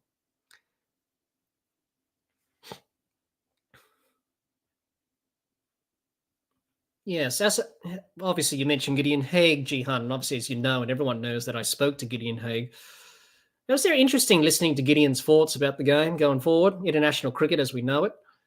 Some interesting thoughts there from Gideon. Naveen in, this one short outside off stump, pulled through the leg side for a single. And Australia 94 off 92 required, nearly approaching 200. Jihan says, still think this is too much to do. A wicket would change everything. Yeah, but Afghanistan look a little bit on the back foot here. It's they've dropped the catches. They've dropped Glenn Maxwell. And this partnership's 107. So they just the pitch looks pretty good. It looks pretty good. There's nothing really challenging either with the spinners or the quicks, really. That's a full toss from Naveen Al-Haq. Worked off the pads from Cummins down to deep backward square leg for 1. And Australia just picking up the singles when needed. That's all they need to do. They need 93 off 91. It's basically a runner ball from here. 6.13. The run rate's not a problem. Current run rate is 5, but the run rate is in check. And they never really let the run rate get out of hand. It started at 5 and over at the start of the innings, and it's just gone up to 6.5. Now it's back down to 6.13. So they've kept it in check. It's just that too many wickets fell at the wrong time. Naveen is in. He aborts his run-up. Something distracting Glenn Maxwell, probably spider cam just moving. He pointed in that direction. Not quite ready to face. Bit of a laugh, bit of a smile from Glenn. He's relaxed. Muhammad Nabi's not relaxed. He looks pretty intense. And just noticing the body language from Afghanistan, they look pretty intense. They look nervous. They look on edge. Understandable. Naveen is in. And this one guided to backward point for a single. The 200 is up for Australia. And that's the end of the 35th over. Australia end the over, 7 for 200. 5 runs coming off the over. 92 required. So they've got it under 100. They've gotten to 200. Jihan says 3 lots of 30. Take that. Like that. John says, shame that the rest of the lineup lost their patience and nerve. That's right, John. And I think, look, we all know Australia's batting problems, and I sound like a bit of a broken record talking about it every podcast I do, but, you know, just looking at Maxwell and Cummins, you know, just being patient, apply yourself. That's why we've seen in this tournament, Virat Kohli. You want to know why Virat Kohli is the best in the world? Because he does the basics well. That's why he's a good player. That's why he scored 49 ODI centuries. Because he does the basics well and he adapts. It wasn't an easy pitch in Kolkata against South Africa. He knew what the pitch was playing like and he played accordingly to the situation. Nabi in. And the first ball's a dot ball by Maxwell. Defended it out to mid-wicket.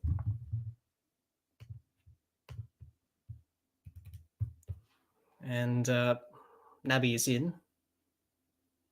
And this one over short fine leg for 4. Glenn Maxwell does it again. Another boundary. He got enough on it to get it over short fine leg for a boundary. It's now back to a runner ball. 88 off 88. Jihan says, as soon as the opposition puts 280 on the board, they feel the pressure and bat like wallies. Jihan said, did this against South Africa and India as well. Yeah, they did. Well, obviously, South Africa and India informed teams. South Africa took a bit of battering, didn't they? Maxwell in, this one high and long. It's gone all the way for 6. It's gone into the stands. He's dispatched that, Glenn Maxwell. It was short from Nabby. He pulled it away. And he's dispatched it for 6. Oh, Glenn. He's turning it on here at the Wankhede. Short from Nabby, pulled away from Maxwell with power, strength, and ability.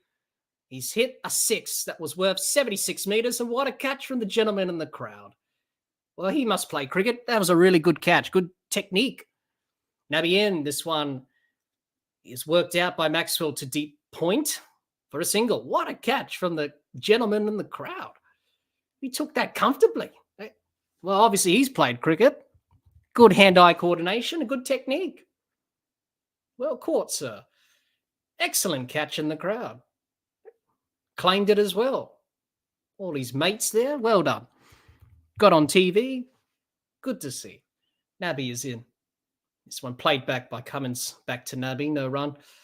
He's 10 off 41, Cummins. Maxwell 123 off 89. Australia 7 for 211, 81 off 85 required.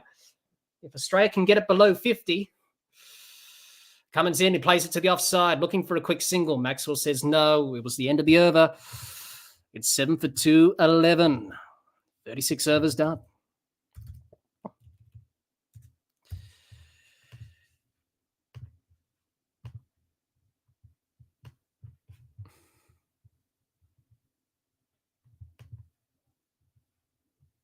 Thanks, everyone, for joining us. For those who are listening on the stream, just checking to see if you can hear me, if the picture's clear, just making sure. Just had a little bit of a lag there as I was changing the score. So let me know if it was all right. Technical difficulties. Sometimes it does lag a little bit. So just anyone listening, just tell me if it's all right, so we can make sure that's working well. 81 off 84, 5 runs and over. So it's gone below runner ball. Rashid Khan's been brought back. He's got 230 from 7. And the dressing room of the Australian team looking upbeat. Well, they're certainly upbeat now because it wasn't like that early on, I can tell you. Rashid in, this one on leg stump. And Maxwell works it out to deep mid-wicket for a single. That's all Australia need to do. Just pick up the singles. That's all you need to do. Nothing rash at all.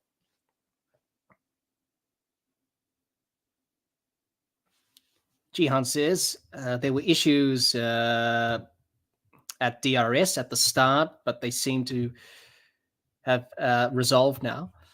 Well, thank you, Jihan. I didn't know that. Obviously, I don't have the commentary on. I'm not listening to the commentary. Just tend to watch it with the TV on mute. So thanks for that, Jihan. I didn't know that. Rashid in. This one defended to the offside by Cummins, no run. 80 off 82. So it's a runner ball now for Australia. They're just working their way back into this innings. Maxwell has batted superbly.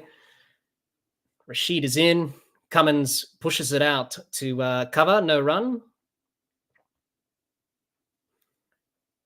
I wonder what Pat Cummins and Glenn Maxwell are discussing at the crease. I think they're just keeping it simple, play every ball on its merit, and they've done that. Rashid in, this one defended to a deep backward point by Cummins, and there's no run. John says all on my end, a little lag on Fox from time to time, but that's not on you. Now that's good to hear, John. I'm watching on Channel 9 on the TV, so.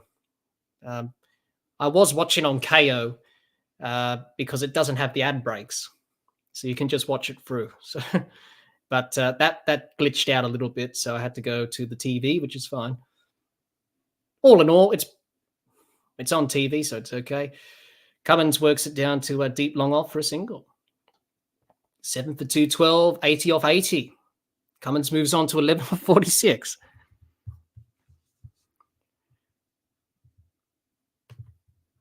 But yeah, it does tend to glitch on Fox, getting the feed from India. If you're watching on KO on the app, it does glitch a little bit as well. Rashid in. Maxwell works it out to mid-wicket for a single. And that's the end of the 37th over. It's 7 for 214. Good batting from Glenn Maxwell. Picking up the singles, the ones and twos. That's all Australia need. They need 78 off 78.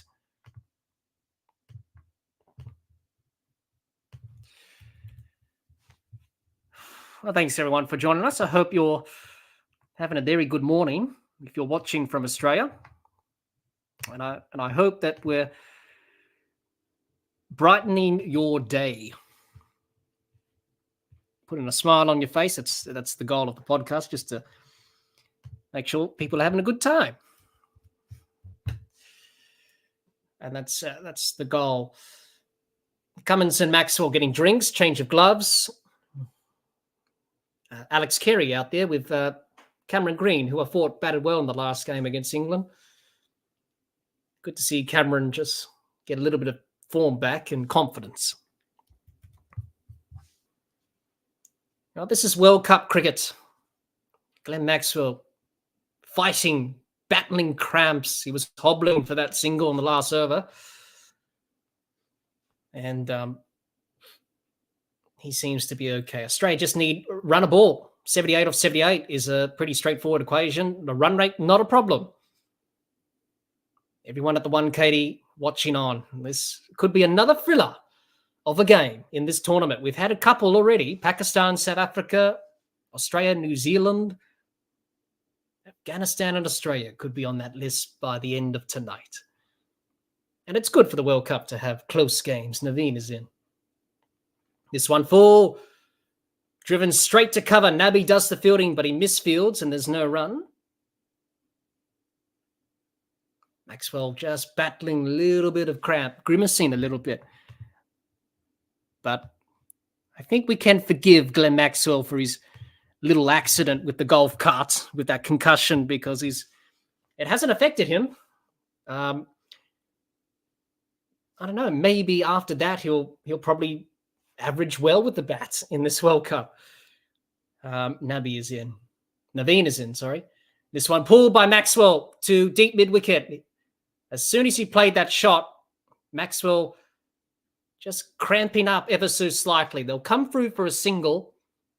Maxwell having a bit of a laugh with Pat Cummins. He's saying, oh, just as soon as I played that shot, my front foot just cramped and my muscle just contracting. So it's not nice, cramp. It's a horrible feeling, especially when you've batted for over 93 balls in this heat. It's very sapping, energy sapping, humidity. Just shows the modern day fitness of the players. Naveen is in. And this one driven by Cummins to backward point. No run. 77 off 75. So Australia keeping the runs in check. They get a few boundaries. They get a few big overs. Get that below 50. That would be the next goal. Maxwell doing some stretches. He's limbering up, fighting through the cramp and the pain. But you want to see that. You want to see that fight, determination, and grit. It's the Australian way. And we've known that from Australian teams over the years, obviously. Naveen is in. And this one defended by Cummins to mid-on, no run. 77 off 74. 7 for 215. Australia closing in ever so slightly on the target of 292. Glenn Maxwell on the ground, just stretching his hamstrings and back as he battles this cramp. But he knows he needs to be there. And he's doing a fantastic job. The physio is going to run out. He's going to offer some, I don't know what he can do. He can offer him some pickle juice or something, or some salt tablets. That usually helps with cramp. Obviously, Jihan's a doctor, so probably need to get his medical expertise on that. Maybe that will do the trick. This one down the leg side by Naveen. It's wide. Handy runs for Australia. Extra delivery and an extra run. Everyone on edge. Everyone excited with this game. It's turned all of a sudden. We thought it was a foregone conclusion, but everyone thought, let's just pack up and go home. That hasn't been the case. Everyone on edge. The Afghanistan fans looking nervous and tense. The Australian fans the same as well. Both dressing rooms are the same. Just on edge. Naveen is in. This one full. And worked down to mid-off by Cummins for no run. John says, how long until the umpire calls to get on with it or retire hurt? Well, John, you've got to use a bit of common sense. Obviously, the player needs to obviously get treated. So you need to think about his welfare. So the umpires will remind Glenn, just to speed it up a bit with the physio, get your treatment, then go off. So obviously Glenn's not going to retire hurt. But if you're asking in a broader sense, they'll definitely ask that question. If you're unable to continue, then you have to retire hurt. Swing and a miss by Cummins through to the keeper, no run. It's the end of the over. 7 for 216, 76 off 72 required. As the runner, the physio works his way out to the middle to treat Glenn Maxwell. Jihan says, just realized Cummins is 11 off 50. You may laugh at that, Jihan, with the laughing emoji with the crying face. But he's doing his job. He's doing his job. He's supporting Glenn Maxwell. That's what you need to do in this situation. So definitely. Obviously, it's a little bit funny, but no, he's doing his job. And I think you would appreciate that, Jihan, that he's doing his job for the team, the captain. He's standing up, and that's good to see. John says, yes, I meant in a general sense. Yeah, John, so in a broader sense, you'll just ask the player, get your treatment quickly. You don't want to rush things. If it comes down to concussion, you can't rush that, obviously. But like for cramps or something like that, the umpires would just say, move along. Let's just keep the game moving.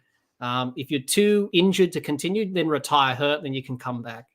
So they'll be saying that to Glenn, but they'll understand the game situation and they'll give him time to get the treatment. So using a bit of common sense there. John says, just need to be there whilst Maxwell's batting like this. That's right, Jihan. He's doing a good job. And it's good to see. It's good to see that application. We've been crying out for that all night. And finally, we see it. And it's taken the 8th wicket partnership. It's taken Pat Cummins, who bats at number 9, and Glenn Maxwell to show that to the rest of the batting group. What Maxwell has done is he's played good cricket shots. And these two have just batted sensibly, like you would in a test match. And that's why many players have struggled in this World Cup, that transition. He's hit that over the rope for 6. He's hit it over the rope at 6 at wide long on. He's cramping up badly, Maxwell, but this has been a terrific knock. After he played that shot, he cramped up, he tensed up. But he's battling through for Australia. He's a fighter. Fantastic shot from Maxwell. And he's dispatched Rashid Khan over the rope for 6. He's 132 off 94. 7 for 222, to quote the great man Richie Beno. It's 7 for 222. 70 off 71 required. If it gets below 50, well, they've got protection out there now, Afghanistan. They've got the fielders back. But it didn't matter. It went over the rope. Rashid is in. This one worked to backward point, worked to point for a single. Maxwell, he's hobbling. He can't run the quick singles. But he gets through in the end for 1. 69 off 70 required. With nearly 11 overs remaining in the innings. Plenty of time. And Australia can get the runs. It's gettable now.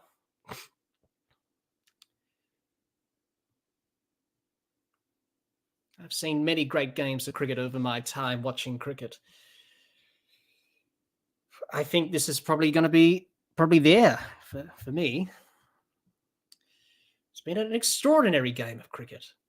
Rashid in, guides it out to backward point. Maxwell says no to the single. It's a dot ball. Jihan says he needs electrolytes in him.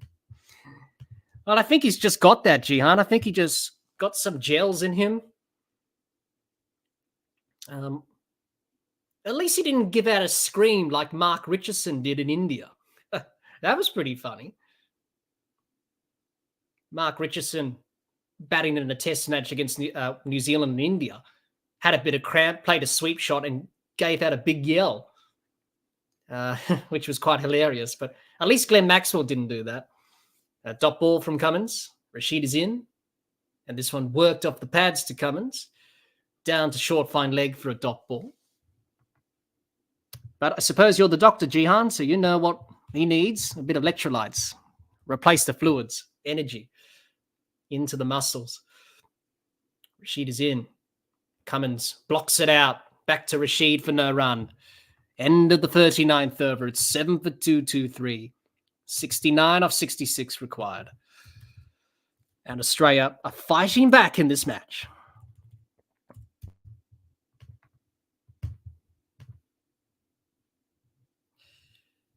Jihan says, I cramped up in both of my calves when I was playing at school. Yeah. No, I've experienced some sort of cramp, but not as bad as Glenn Maxwell. Obviously, sometimes you get a bit of cramp in your foot. I've experienced that. Jihan says legs were tight for a few days after. Yeah, they would be. But good thing that you stretch them out and make sure they were nice and loose. So he's getting more treatment, Glenn Maxwell. This has been a terrific knock. So he's just having a talk with the umpires, just saying how many times you're going to run out and do this just to keep the game moving. But I think a bit of common sense is required here. Just let him get the treatment that he needs. He's not wasting any time. He's just asking for treatment. He's every right for that. So Australia will just do it in singles, you would think. And that's all they need to do. Just do it in singles. You do it in singles, 69 of 66. You do it in singles, you get there. Naveen will bowl his 8th over. He's been the most economical bowler for Afghanistan. It's been the spinners that have really hurt them. Nabi, Rashid, Mujib and Noor Ahmed. They haven't really had the impact that we would have hoped. It's still a good batting service. Naveen is in. And Maxwell works it down to long on for a single. In the end, Pat Cummins said no. Keeps it to a dot. 69 of 65 required.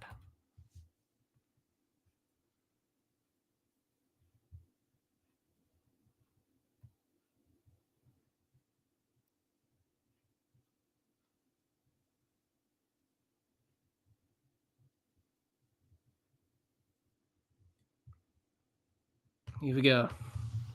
Naveen in to Maxwell, who pulls over to fine leg for 4. Another boundary from Maxwell. He is giving it his all. Australia get another boundary. This one down the leg side. He helped it on its way. Fine leg was inside the circle. There was no deep backward square leg. There was no protection at all. There was a deep backward square leg, but he wasn't in the right position. And that was for a boundary for Maxwell. Another one. It's 65 of 64. This game keeps teetering and tottering. Jihan says, don't think Maxwell's thinking about quick singles right now. No, he's not. It's boundary balls. And it was on that occasion. Naveen is in. This one full and drilled straight back down the ground for 4. It nearly took out the umpire. It nearly took out Naveen. But in the end, it went into the boundary rope for 4. And Glenn Maxwell is pulling Australia on his back. He said, come with me and I'll get you there. Fantastic shot. He drilled. He absolutely nailed that. No movement of the feet whatsoever. It was just all the wrists, all the arms and the wrists. That's all it was. And Pat Cummins gave it a nod. He said, pretty good shot, mate. I think that's what Pat was thinking, but he gave it the nod of approval, the captain, and he said, pretty good. It was pretty good. Now they've got protection back there, Afghanistan. Maxwell walks the single through square leg for one. It's 60 off 62. 7 for 232. 60 off 62. John says, problem is, can Maxi run the singles?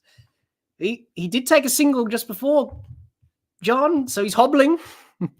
But I think Pat Cummins has got to help him out a little bit here. Jihan says, why didn't he take the singles there? Well, he did. Jihan says his footwork's gone to pieces. It has. John says, yep, it's going to be stand and deliver batting. Absolutely, John. It's just all hands and timing from Maxwell. It's just sheer power. Naveen is in.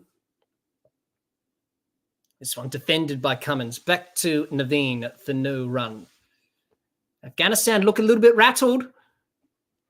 I think many people would agree with that. They look under the pump.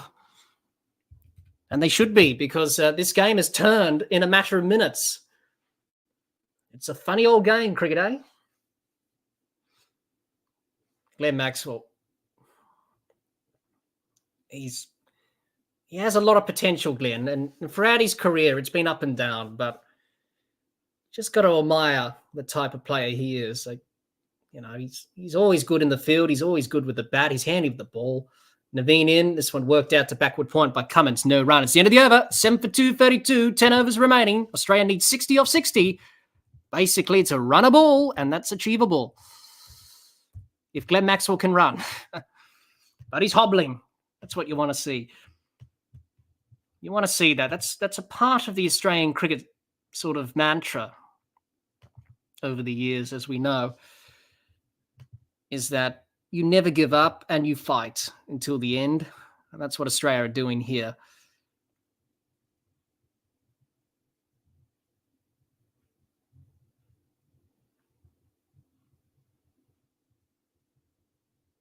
Last power play. Afghanistan can have 5 fielders back, but Australia will be picking off the singles. That's all they need to do if Glenn Maxwell can run. So the last 10 overs. Power play number 3. You're allowed to have 5 fielders outside the 30-yard circle, for those who don't know.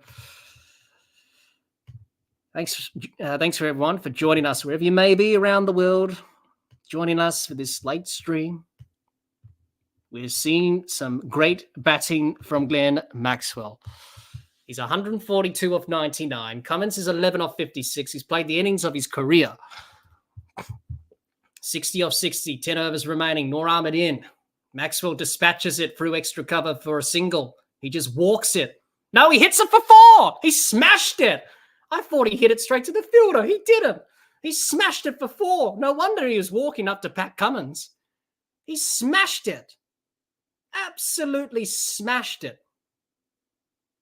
He can't move his feet, but it's all the hands.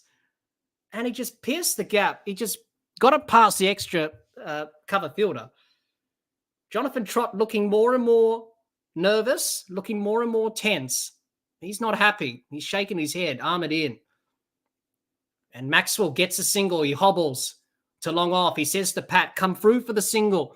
I know I'm hobbling here and cramping. Oh, he's fallen completely, Maxwell. He's smash him out here. Oh, dear. Maxwell has collapsed on the ground. He's absolutely gone into a full body spasm. This has been a very courageous fighting knock from Glenn. He can't, he's just on the ground. He collapsed as soon as he went for the single. Some concern about his health and safety, but he looks okay. Glenn just tensed all up with these spasms. Afghanistan have called an important team huddle. This is what Afghanistan tend to do when they're under the pump. They tend to have a team huddle and discuss things out. Maxwell has gone into a full body spasm. you gotta tip your hat. You gotta doff your cap and say, well played, Glenn Maxwell. He is not gonna retire hurt. It reminds me of Dean Jones in that tied test in 1986. He didn't retire hurt. He was battling through extreme heat conditions, dehydration. He never gave up. Obviously, it was a little bit concerning for his health long term, but you got to play these knocks and you got to do what you need to do for the team. And huge respect for Glenn Maxwell at this point in time. Cramping up in this heat, it's oppressive heat, humidity. He's 147 not out, highest score in run chases in a World Cup. Andrew Strauss has the highest, 158 against India in 2011. Maxwell just about to go past Devon Conway's 152, which was against England in this World Cup in Ahmedabad in the first game. And Glenn Maxwell, terrific innings from him. So Adam Zampa's going to walk down the ground. So Adam Zampa's walking down the steps. I don't think he's required. I think Glenn Maxwell will say, no, I'm going to stay on here. I'm not going to retire hurt. The team needs me. Adam Zampa looks like he's going to walk out. But Australia need Glenn Maxwell to bat because really he's the only one who's going to win them this game. It's not going to be Adam Zampa. I'm not going to back Adam Zampa to get the job done. Glenn Maxwell will be saying, no, I'm staying out there. I'm getting the job done for the team. So he's going to continue. Adam Zampa's on the boundary line. I don't know why he's there because I don't think he's needed. I think Glenn Maxwell will say, I'm just going to continue here. He has to continue. I don't see Australia winning without him. They need him to win this game. John says, as someone who suffers regularly from, I know that hurts. Yeah, it does hurt. I couldn't imagine that, John.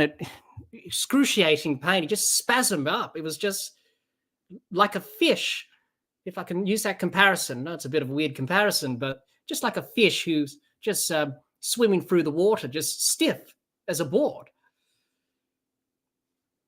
Jihan says he has to go off. He's not going off, Jihan. He's staying there. He's continuing. Adam Zampa's walking back up the stairs. He's not needed. Australia need him if they're going to win this game. So he's not going to retire hurt. He's staying out there.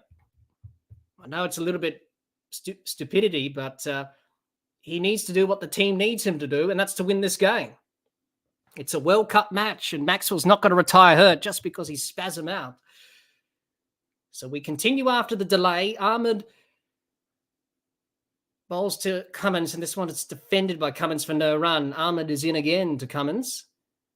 This one a play and a miss by Cummins. Through to the keeper, no run. 55 or 56 required. Australia.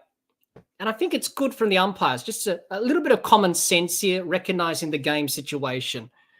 And I understand you want to try and get the game moving, but realistically, Australia are going to win because of Glenn Maxwell, really. That one defended to the leg side, and there's no run by Cummins. So it's good to see a little bit of common sense being applied here. The dugout. Gian says, problem is, if he keeps cramping up, how is he going to carry on? Yeah, but he's battling through that, Jihan. This one defended. Last ball of the over is a dot. End of the over, 7 for 237. He's battling on, Glenn Maxwell. He's struggling, but he's courageous here. He's doing what he needs to do for the team. And you've got to admire that. Jihan says he needs some more fluids.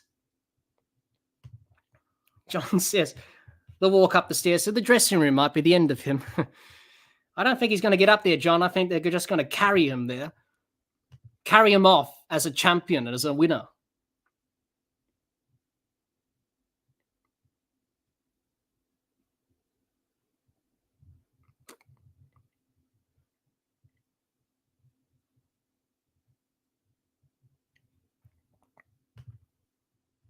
Australia are fighting until the end. This game has changed on its head. Jihan said will have to be carried off. He will be on the shoulders. If Australia get over the line, he will be carried off. He'll be carried off in one of those ancient sort of carrying chairs as they had back in time. John says fluids might need an IV. Well, probably, John, it is hot out there. Jihan says, yeah, problem is once it starts, it's hard to stop. Well, you're the doc, Jihan. You're the doc. You know this medical stuff, so we trust your opinion. Glenn Maxwell will be on strike to Azmat, who's in, and Maxwell dispatches it through mid-wicket. The fielder will come around. They won't take the single. Jihan says, same thing happened to Warner on Boxing Day. It did. Yep. It was very hot in Melbourne, but he battled on and got 200, Warner. And I think Maxwell, this is one of the best innings we've seen in this World Cup. Maxwell in, he tried to go for the reverse lap and sweep. He missed it through the keeper, no run. 55 or 52. Australia just need a boundary and over. A boundary and over and a single if Maxwell can run him. But he's doing all he can to fight physical ailment and physical pain. This has been a terrific innings. You got to really admit that. Maxwell in, this one dispatched to deep mid-wicket for 4! The fielder can't cut it off a deep long on, and it's a boundary. Maxwell brings up 150. I got to applaud that. Let's give him a round of applause, everyone. A terrific knock from Maxwell. This has just been sheer hitting of the highest quality. Let's applaud him. John says, certainly one of the gutsiest knocks. That's right, John. That's what he needs to do. This is fantastic. Oh, the fielder couldn't cut it off. Azmat is in. This one a swing and a miss from Maxwell. Through to the keeper. No run. Australia's 7 for 241. They just need a run a ball. 51 or 50, basically. And the partnership is 150 for the 8th wicket. I'm pretty sure that's broken a Cricket World Cup record, I believe. I'm not sure, but I think it has. It's certainly the highest partnership for Australian one-day cricket, I think, for the 8th wicket. I will need to check the stats on ESPN Cricket Info. He gets it for 4! He gets it fine down to third man for 4, past the keeper. He tried to go for the reverse lap sweep, and he got it for 4. 47 or 49. This has been terrific hitting from Maxwell. He's just manipulating the field. Just a turn of the wrist. He didn't really change the hands. He just turned the bat handle in his hands. Jonathan Trott says, oh, that was a good shot, but a little bit nervy on his face. Maxwell's over 150.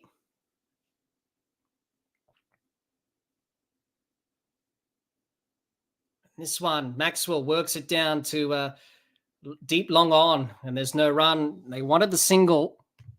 Jihan says, well, maybe if they cut it down to 30, Sampa and Cummins can finish it off. Yeah, you would think, Jihan, but let's just focus on the here and now. It's the end of the over. It's 7 for 245. Excellent over from Australia. They just need a boundary and over. That's all they need. Just a boundary and over. Rotate the strike.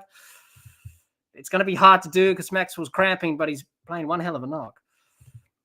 Jihan says, really makes you wish they didn't bowl so many pies at the end. Well, it wasn't good, but it was a pretty good pitch. And nothing wrong with this pitch. It's a pretty good pitch. There's nothing.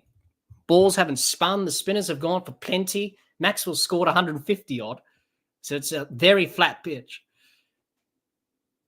Maybe a bit of dew. I'm not sure. I can't really hear the commentators. I'm not sure there is dew there. It comes a little bit later in Mumbai, much later. Maybe there is dew. I don't know. I can't really see anything that's wet on the ground. 47 or 48 required. Noor Ahmed, his last over. He's gone the journey. In now to Cummins, who plays and misses outside his off stump through to the keeper. No run. Jihan says, but the full tosses, pitch doesn't have much to do with that. No, it didn't, Jihan, but, what we're seeing from here, it's Nothing wrong with the pitch, really. It's Australia just didn't execute. But the pitch, it hasn't behaved out of the ordinary. Bounce has been pretty consistent. There hasn't been low bounce. There hasn't been much turn. There's been a little, but not as much. I think it's a pretty good wicket. And all of a sudden, Afghanistan was celebrating like 2 or 3 hours ago, and now they're not celebrating because it's 47 or 46. Maxwell Cummins in, gets it through backward point for at least a single, you would think. No, another dot. It's now 47 or 45. Australia just need a couple more boundaries. Get it under 20. You get it under 20, then you'll back yourself to get them. Ahmed is in. Cummins works it off his pads through square leg, but there is no run. Jihan says, when the bowler, sorry, let me say that again. When we bowled full tosses, we used to use the facilities. Thanks for that, Jihan. Ahmed is in. And this one worked by Cummins to deep cover for a dot ball. 47 or 43. This match is going down to the wire. It literally is. You can cut the tension with a knife at the Wankhede Stadium. Such an iconic ground in India. It's witnessed so many great moments in Indian cricket history. Cummins in. This one defended to short third man for a dot ball. Into the over, 7 for 245. 7 overs remaining. This game, it's a maiden, but this game is not over yet. Glenn Maxwell, a terrific knock. Outstanding. Jihan says, sorry, that was supposed to say when the bowler bowled full tosses. That's all right, Jihan. I did try and get the sentence right there, but that's all right. Understandable. It's early in the morning, so we're a little bit sleep deprived. John says, Pat needs to take some pressure off Maxi, though. Tough ask, but it is what it is. That's right, John. He's doing his bit.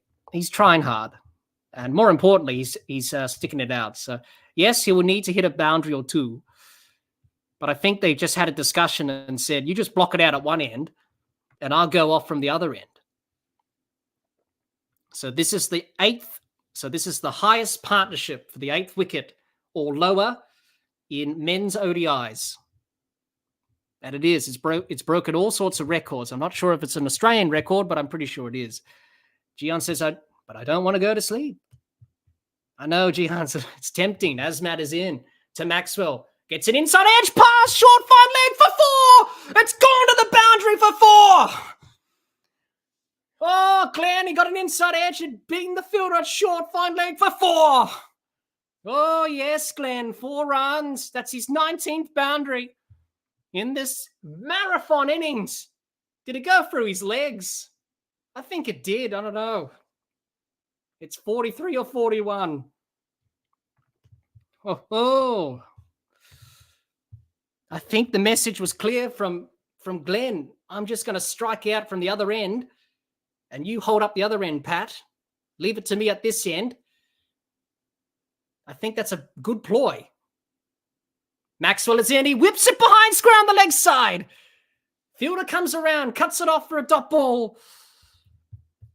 That was nearly another boundary. Australia, can they get it under 20? They get it under 20. Jihan says, thought that could have been stopped. Yeah, could have been, but he hit it so well, Glenn. Jihan says, nutmeg. Yeah, I thought it did go through his legs. Hey, you'll take it. It's 4 runs. I don't know what's the highest score in a run chase in one-day cricket, but I think Glenn Maxwell's certainly up on that list. Azmat is in. Oh, he's hit it for 6! How has he done that? The reverse sweep paddle, however you like to call it. He's whacked it over third man for 6. Oh, my goodness me. Glenn Maxwell's playing some terrific shots in this innings. The crowd are up and about. I'm up and about.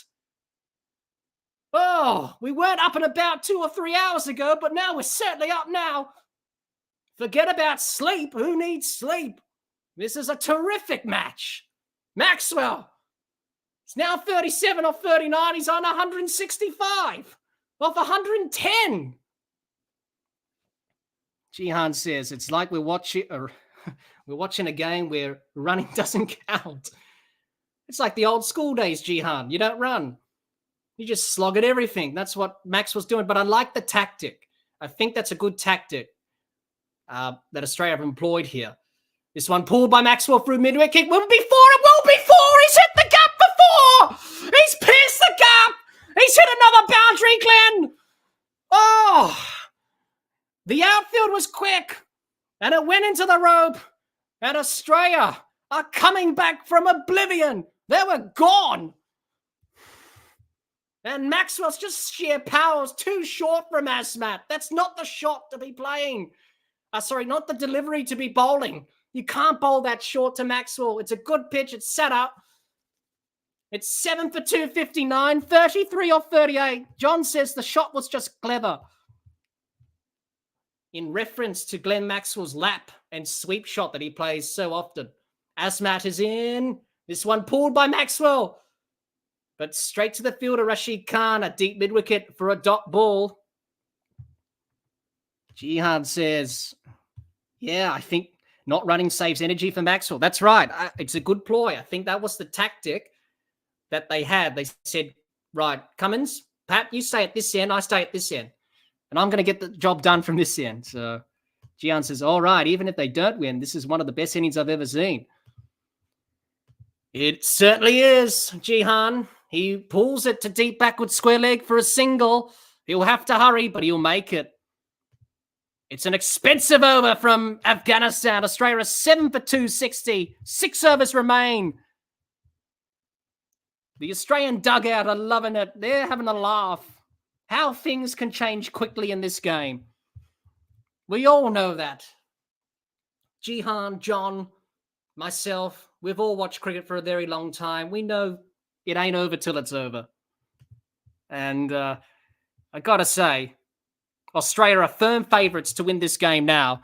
They need 32 or 36. And Maxwell's nearly going to score 200. Imagine if Glenn Maxwell scores a double century. Oh, my word. Jihan said he scored 2/3 of the runs himself. Just ridiculous. He's 170, Jihan, off 113. That's not possible. You just can't do that. I'm speechless. You just can't do that. He's not human. Glenn Maxwell's not a human being. He must be the Terminator or something. He's not human. You just can't score those many runs in those amount of balls. I just can't imagine that. 170 off 130. He's going to score 200. If he scores 200, will Australia win? But what a game of cricket. Oh, cast your mind to Majib. He dropped him. And now he's on 170. Afghanistan, they're fielding. It will cost them, you would think. Naveen is back. Cummins has offered great support. He's hit that out of the money. Has he hit that out of the ground? Has he hit it out of the ground? He has! He's hit it out of the ground for 6! He's knocked it over for 6! He's hit it over the top of the boundary rope! My voice is gone. Oh, my voice just cracked. But what a shot from Max. We just flicked it outside off stump for a maximum with absolute authority. Oh, my word. How has he done that? Oh, Glenn. Oh, my word. This has been a terrific knock. It's now 26 or 35. It's in the 20s. Come on, Glenn. Come on. Couple more boundaries. Get us home, mate. Come on. Oh, Australia are favourites now. Naveen, he's under pressure. Maxwell is in. Dispatches it down the ground to deep long on for a dot ball. John says, I'm just shutting up. I don't want to jinx it. I can understand that, John. Oh, John says the highest score in the World Cup now. It certainly is. It's gone past Quinton de Kock's 170 odd that he got here against England. Australia are favourites to win. They need 26 or 34. Oh, my God. This game continues to amaze us. The ebbs and flows. Australia were gone. Maxwell in. This one traps him on the pads, but it's down the leg side. It trickles out to the leg side for a dot ball. Oh, my word. How things can change quickly in this game. Like, Glenn Maxwell, you cannot score 176 of 116. You just can't do that. And Pat Cummins is 11 of 66. This partnership has just gone off the rails. It's like nearly 200. I've lost count because the amount of runs that have been scored. This one, a slower ball, beats Maxwell. Through to the keeper, no run. Jihan says Ponting's lost his voice too now. Oh, if I could listen to the commentary now, Jihan, but I can't because obviously of copyright reasons. It'd just be good just to add the commentary to what I'm seeing right now. But I hope I'm providing that to you at home because I'm up and about now. I'm pumped. Oh, God. But who needs sleep? Jeez, you're not going to miss this. It's been incredible, Knob. We haven't seen this. You just don't do this. No other person in world cricket can do this. Glenn Maxwell's not human. I'm just going to say it. He's not a human being. He's a Terminator or something. You just can't do this. Maxwell in. This one full. Defended to long on for a dot ball. It's 26 or 31. Rashid Khan looks worried and concerned. Well, he knows that this game has turned quickly and it's turned pretty fast. The spinners have gone for runs. Afghanistan have just lost the plot here with the ball. John says, I'm bowling. If I'm bowling, I'm tempted to throw one out off stump and make him reach. Yep, I agree with that, John, but they just haven't bowled that line. They've just bowled on leg stump or on leg side, and it's just proven to be costly.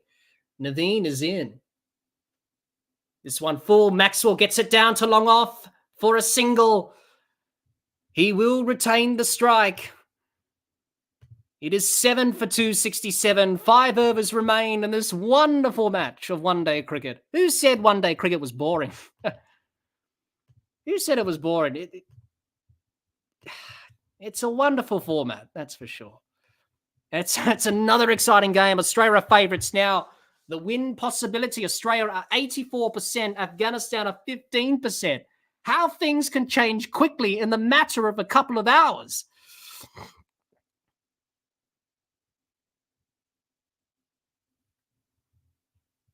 The energy from Maxwell is just superhuman strength. It's just a commitment. Rashid Khan's got 1 over left. Australia just going to play him out. Jihan says a lot of people have been saying one-day cricket is boring. I don't think they'll be saying that after tonight, Jihan. What a game we have seen. A fantastic game. Rashid is in for his last over. Maxwell works it out to deep mid-wicket. He will take the single because Australia will need to get the runs and just make sure they're ahead of the rates, which they are. They need 24 of 29. They'll just work it around. There's a message on one of the dressing room walls. It says, I can do it. Yes, you can do it, Glenn Maxwell, and he is doing it. He is believing. He can take a game away like that. And this, you have to say, is one of his best innings of his career. Hands down. Rashid is in. This one down the leg side. It's a wide. Not needed from Afghanistan, but needed for Australia. A single. Maxwell, he said, come on, Pat. I know I can't run, but come on, just come through for the single. Oh, my word. Glenn Maxwell has arrived in a big way. Cummins drives to cover, and there's no run. Shahidi does the fielding, the captain. Glenn Maxwell, bit of a fist pump to the dressing room. He said, come on, stick with me. Cummins is in. Sorry, Rashid is in. This one defended by Cummins, no run. They come through for the single. They get the single in the end. Good batting. That's all Australia need to do. Gian says, cramping is getting better. Fluids are working now. They seem to be, Glenn. He's just replenishing the stocks, and he's going to be spent after this innings. My word, Glenn Maxwell, give him what he wants because he deserves it. This one, full by Rashid, defended by Maxwell. Back to Rashid for a dot ball. 22 of 26 required. Afghanistan just starting to lose their heads a little bit. There's a little bit of tenseness. The body language looks a little bit tense. They look on edge. The game has gone down to the wire. 22 of 26. Maxwell works it to the leg side. He can't get the single. It's a dot ball. Everyone is pushed back on the boundary for Afghanistan. They got to save the runs, but that's going to work against them because Australia can just drop it in the circle and run the singles. That's all they need to do. It's 22 of 25. It's in hand. The run rate's no problem. Rashid is in. Maxwell does get the single to deep, wide, long on. He will retain the strike. It's 7 for 271. It's 21 off 24 required. And we're in for a humdinger.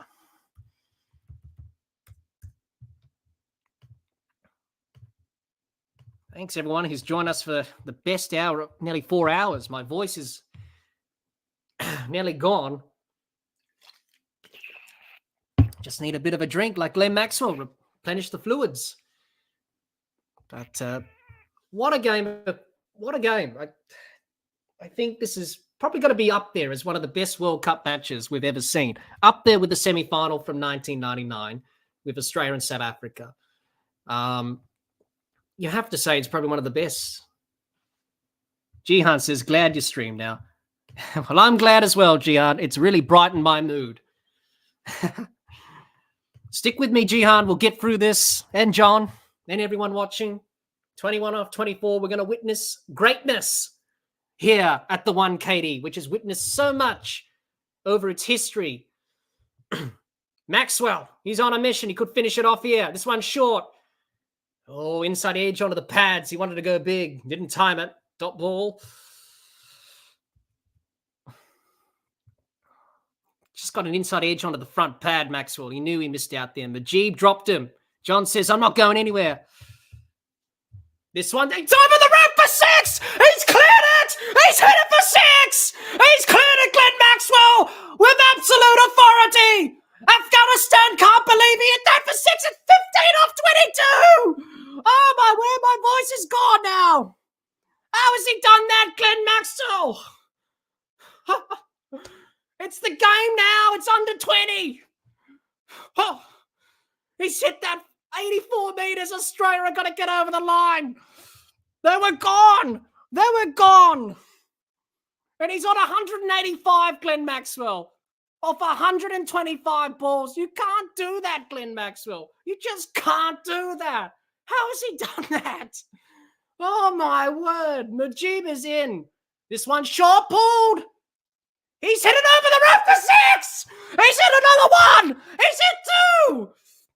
He's hit another 6. Australia got to win this. 9 off 21.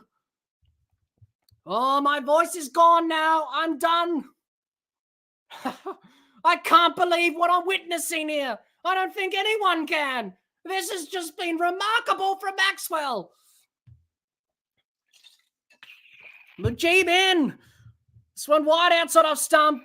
He hits it to the boundary for 4. This is the game right here. He's hit it for 4. Oh, Glenn Maxwell's finished the game off in 1 over. It's 5 off 20. Afghanistan was celebrating a couple of hours ago. They're not celebrating now because the game is done. My voice is gone. I'm done. He's hit it for 6. He's hit it for 6. Game over. How has he done that? Glenn Maxwell, you ripper. He's finished it off. I'm done. My voice is gone. Glenn Maxwell, you are a legend. Australia win by 3 wickets. Oh, my word. How has he done that? Oh, he's hit it for 6. My voice was gone. Glenn Maxwell. Oh, my God. He nearly scored 200. Gian says, oh, my God. How's he done that? Australia win, and they're through to the semi-finals. You little ripper. What a win. Afghanistan were favourites. Australia then turned the tide, and they can't believe they lost this game. No one can. They should have won. Australia were gone. But for Pat Cummins and Glenn Maxwell, they produced a one-of-a-kind partnership. I'm speechless. I just don't know what to say. My voice is gone. I'm cracked. It's 4 hours. It's early in the morning. I'm done. Oh, my word. Let's just sit and marvel at this wonderful knock from Glenn Maxwell. Australia win by 3 wickets, and he finished it off in style in the last over. Unbelievable. Australia were gone and they won. John says, utter gobsmacked. Standard ovation from me. That's right, John. What a knock. Gian says, I think the best one-day innings I've ever seen. Certainly as well, Jihan.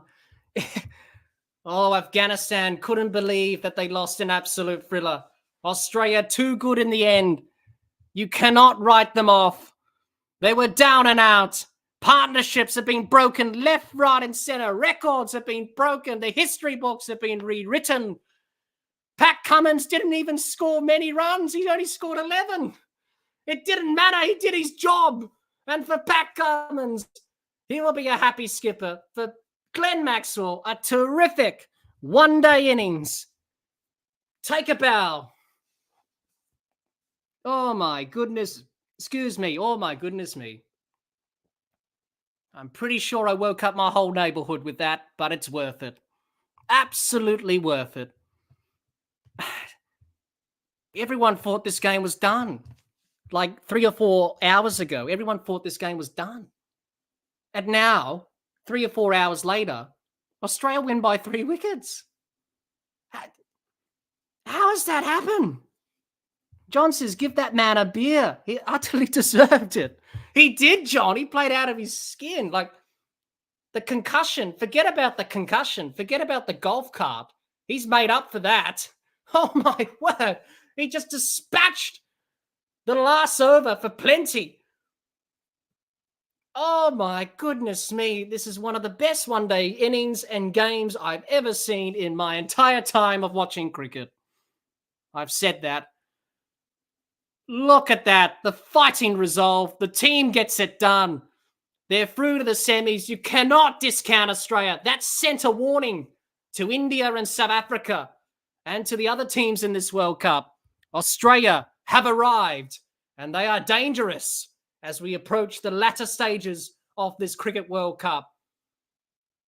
They could be the only team to dethrone India. Oh, after this performance, you think they should. Oh, he made 200 as well, Glenn Maxwell. He made a double century. That's even better. I thought he didn't bring up the double, but he did. I forgot all about it. A double century, 201 off 128. He scored 200. I forgot all about it. Oh, my word. He scored 200. Unbelievable knock. 201. You got to be kidding me. Jihan says, you just realized, I forgot about it. I forgot all about it, Jihan. I forgot that it was nearly closing in on a double, but it's even better when he scored 201. You just don't do that. 201 off 128. That's not real. That's the stuff of fairy tale. That doesn't happen. Oh, I forgot about it, Jihan. Oh, it just slipped my mind. I was so entrenched in the last moments of this game. I forgot about Glenn Maxwell reaching a double century. It just slipped my mind. It makes it all better that he scored a double. His highest ever one-day score for Australia. It's gone past Shane Watson's record of 180-odd against Bangladesh in 2011 in Dakar or Chittagong. It's gone past that. Watto's record, it's gone now. Shane Watson, his record's gone. Highest ever one-day score for Glenn Maxwell for Australia. John says, so did I. Thought he was on 195 red inker. I thought so too, John. I just forgot. I just absolutely forgot that he was on closing in on a double century. Oh, Shane Watson will be absolutely disappointed with his record. His record's just been beaten, and it's been beaten by miles. Oh, obviously, no surprise that Glenn Maxwell is the player of the match. He's just received his trophy, and he's having a chat. I'm just speechless. I have nothing else to say. It's been one hell of an innings. Take a bell. Glenn Maxwell, 201 not out of 128 balls. I think he's hit 21 boundaries. I don't know how many sixes. He's hit 10 sixes, striking at 157, and Pat Cummins only made 12 of 68. Oh, my word. What a way to finish this game. Oh, my goodness me. Oh, my word. My voice is gone. I'll be out for a couple of days, but... oh, my... I just can't believe it. Glenn Maxwell, what an innings. What have we witnessed here at the Wankhede Stadium? We have witnessed some crazy stuff. That just doesn't happen. Unreal. Speechless. Absolutely speechless. Glenn Maxwell, player of the match, rightly deserved. This win will now galvanise Australia. They're through to the semi-finals. You've got to give it to Afghanistan. Look, they fought hard. Let's give them some credit here. They fought hard. I thought they really did well to get to a good score of 291. They really tested Australia in the early stages of the run chase. But you just got to say, when Glenn Maxwell started hitting, the pressure, he was dropped. Oh, think about Mujeeb. I feel for him. Dropping the catch of Glenn Maxwell. I feel for him. That was a key moment in this match. Glenn Maxwell getting dropped. And I don't know when he was dropped. I can't remember the score he was dropped on, but that was a telling moment in this game when Mujeeb dropped Maxwell. That's where the game swung in Australia's favour. And they pulled off an unbelievable, unrealistic run chase. John says that grade cricketer will go off tomorrow. They will. Now, we'll just see where Australia were at when Maxwell joined, when Pat Cummins joined. It was the fall of Marcus Stoinis' wicket. And Australia at that stage of the innings there was 7 for 91 when Mitchell Starc got out. 7 for 91. And they went on to win by 3 wickets. You just don't win from that position. It just doesn't happen. I can't believe it. What an innings. What an innings we have witnessed here at the Wankhede Stadium. Australia have won a terrific match, a terrific innings, and that is a game for the ages. Unbelievable. You just don't win from that sort of position. When you're 7 for 91, the game is done. Afghanistan had their feet up. They were celebrating. They thought this was going to be an easy win, but 7 for 91 and speechless, absolutely speechless. I cannot praise Glenn Maxwell anymore. I'm lost for words. A terrific innings. It was worth it. That old saying goes, it's not over till it's over, and it certainly wasn't over till it's over because it was a terrific knock from Glenn Maxwell. And you've got to say, one of the best innings we've ever seen in one-day cricket. And it was. Yeah. And he made 200 as well. 201 not out. Afghanistan, so close to winning. But Glenn Maxwell took it all away in one good innings of 201 not out of 128 balls. Australia win by 3 wickets. They've qualified for the semi-finals. They will play Bangladesh on Saturday for their last group game before the semi-finals. I think Australia have arrived in this World Cup. Any last thoughts, any last comments before we sign off? I think we deserve a bit of a rest. It's been a long 4 hours of this innings. Maybe 5 or 6 hours watching this innings. But what a game of cricket we have witnessed here at the Wankhede Stadium. Australia win by 3 wickets. An absolute superb game of one-day cricket. There was 7 for 90-odd, 7 for 91 when Glenn Maxwell joined Pat Cummins, when Mitchell Starc departed, and they managed to win by 3 wickets. I still don't know how they've done that. Australia officially have qualified for the semi-finals, and they cannot be out of the top 4. For Afghanistan, they will play South Africa, and that will be later in the week. What a game. What a game. No words to finish off. It is an exciting game that we've seen here at the Wankhede Stadium. Any last thoughts in the comments from anyone just to marvel on this innings from Glenn Maxwell? Any last thoughts from anyone before we sign off? I think we've deserved a rest. It was a crazy game of cricket, that's for sure. How on earth Australia won that, I don't know. But it's definitely got to be one of the best Australian one-day wins ever. They've had a few, Australia, but this one rates up there on the list. Just unbelievable, really. Nothing more to say, really. Jihan says, I was generally worried when he collapsed at one point. But Jihan says, but the physios and medical staff did well. Yeah, they did. John says, I got nothing left to say. I'm pretty speechless, John. It was a remarkable innings. An innings that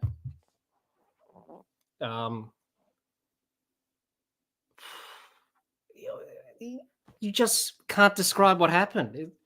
You don't win when you're 7 for 91. You should lose. Afghanistan were in a winning position, and Australia just ripped it out. And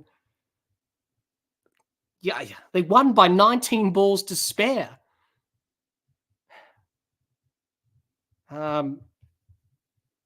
Unbelievable. Jihan says, are we going to get around about Australia collapse in your review? I'll probably mention it, Jihan, but I won't be too... I won't give a round, probably.